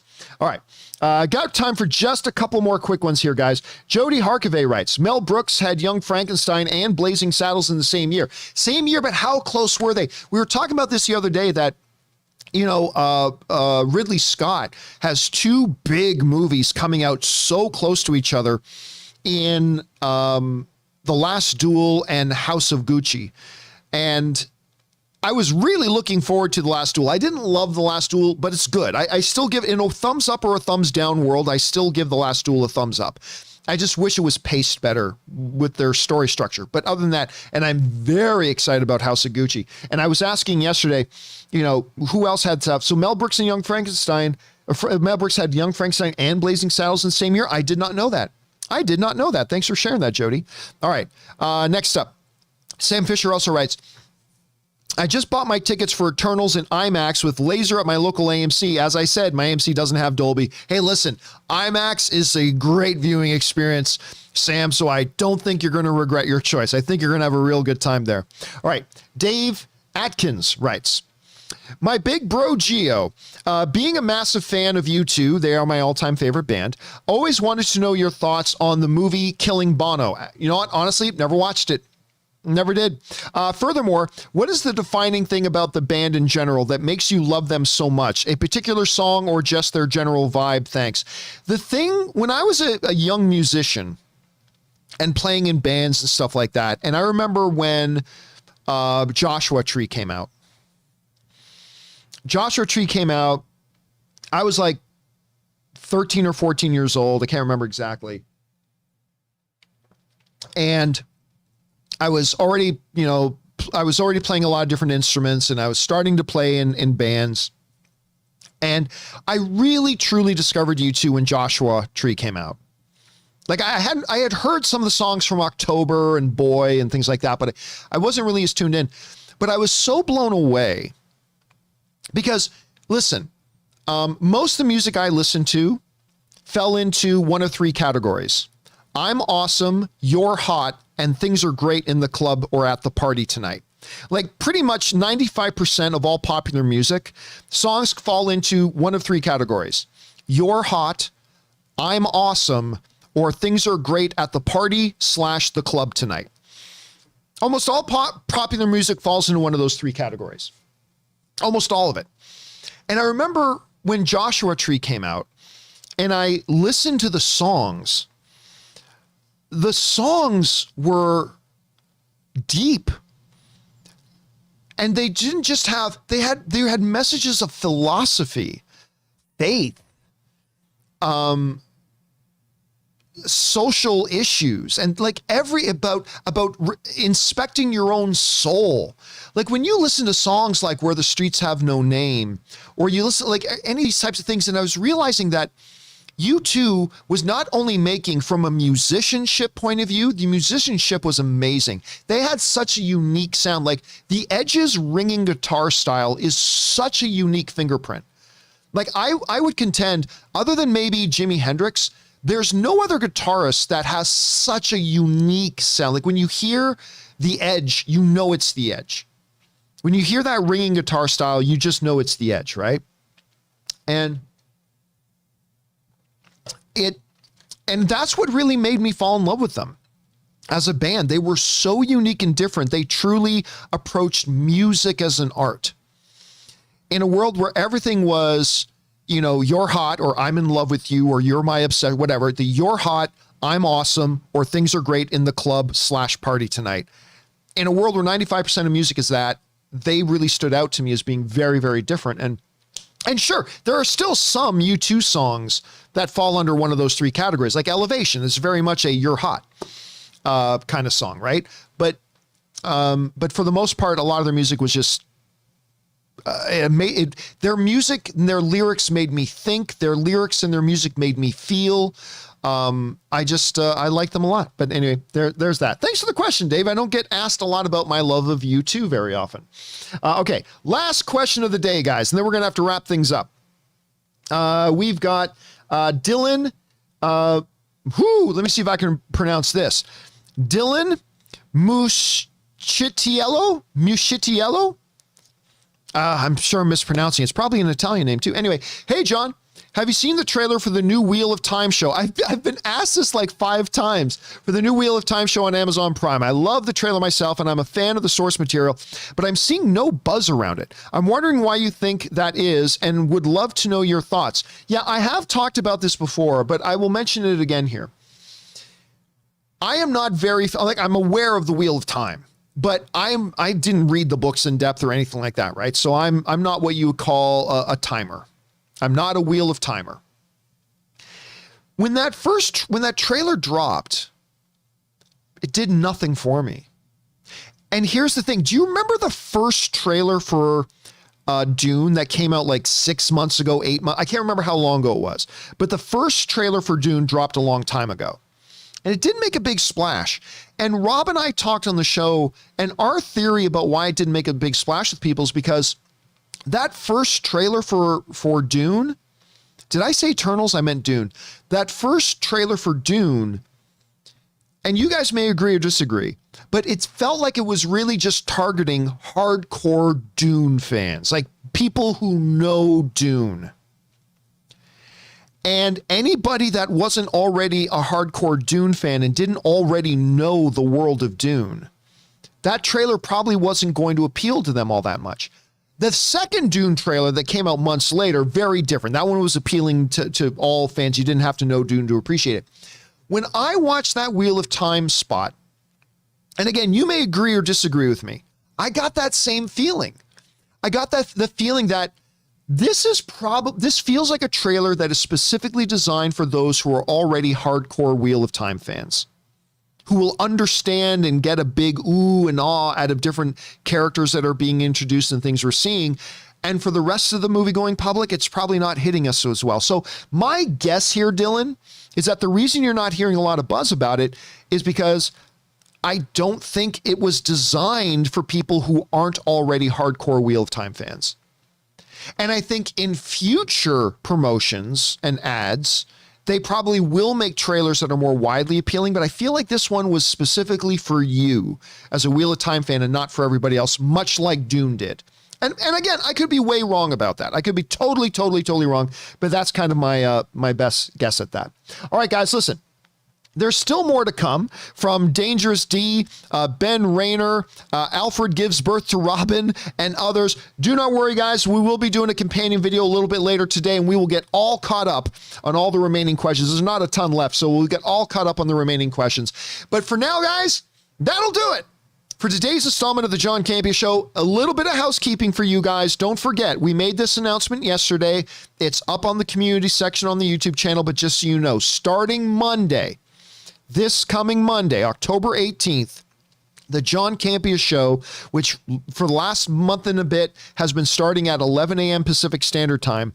Starting on Monday, the John Campea Show will go back to its old starting time of 10 a.m., so 1 hour earlier than what we've been doing recently, okay? I did a poll with you guys. I asked you guys, and almost 2 to 1 of you, 2 out of every one, that's not right. At a ratio of almost 2 to 1, you guys said you preferred the 10 a.m. starting time as opposed to the 11 a.m. Pacific Standard Time starting time. So, beginning on Monday, the John Campea Show starts at 10 a.m. Los Angeles time instead of 11 a.m. Los Angeles time. Now you guys know, mark it down. Okay, guys, thank you to all of you guys who sent in the first of all, the super chat badges and the live chat. For those of you who sent in the tip questions, stuff like that, thank you so much. Number one, because you gave us great fun things to talk about. But number two, you supported this channel as you did. And all of us here, thank you guys so much for your support. Okay, guys, don't forget to do the 4 main things. Stay smart, stay safe, take care of yourselves, and please take care of the people around you. That'll do it for me, guys. Thanks a lot for being here. Have an awesome weekend. My name is John Campea. Until next time, my friends, bye-bye.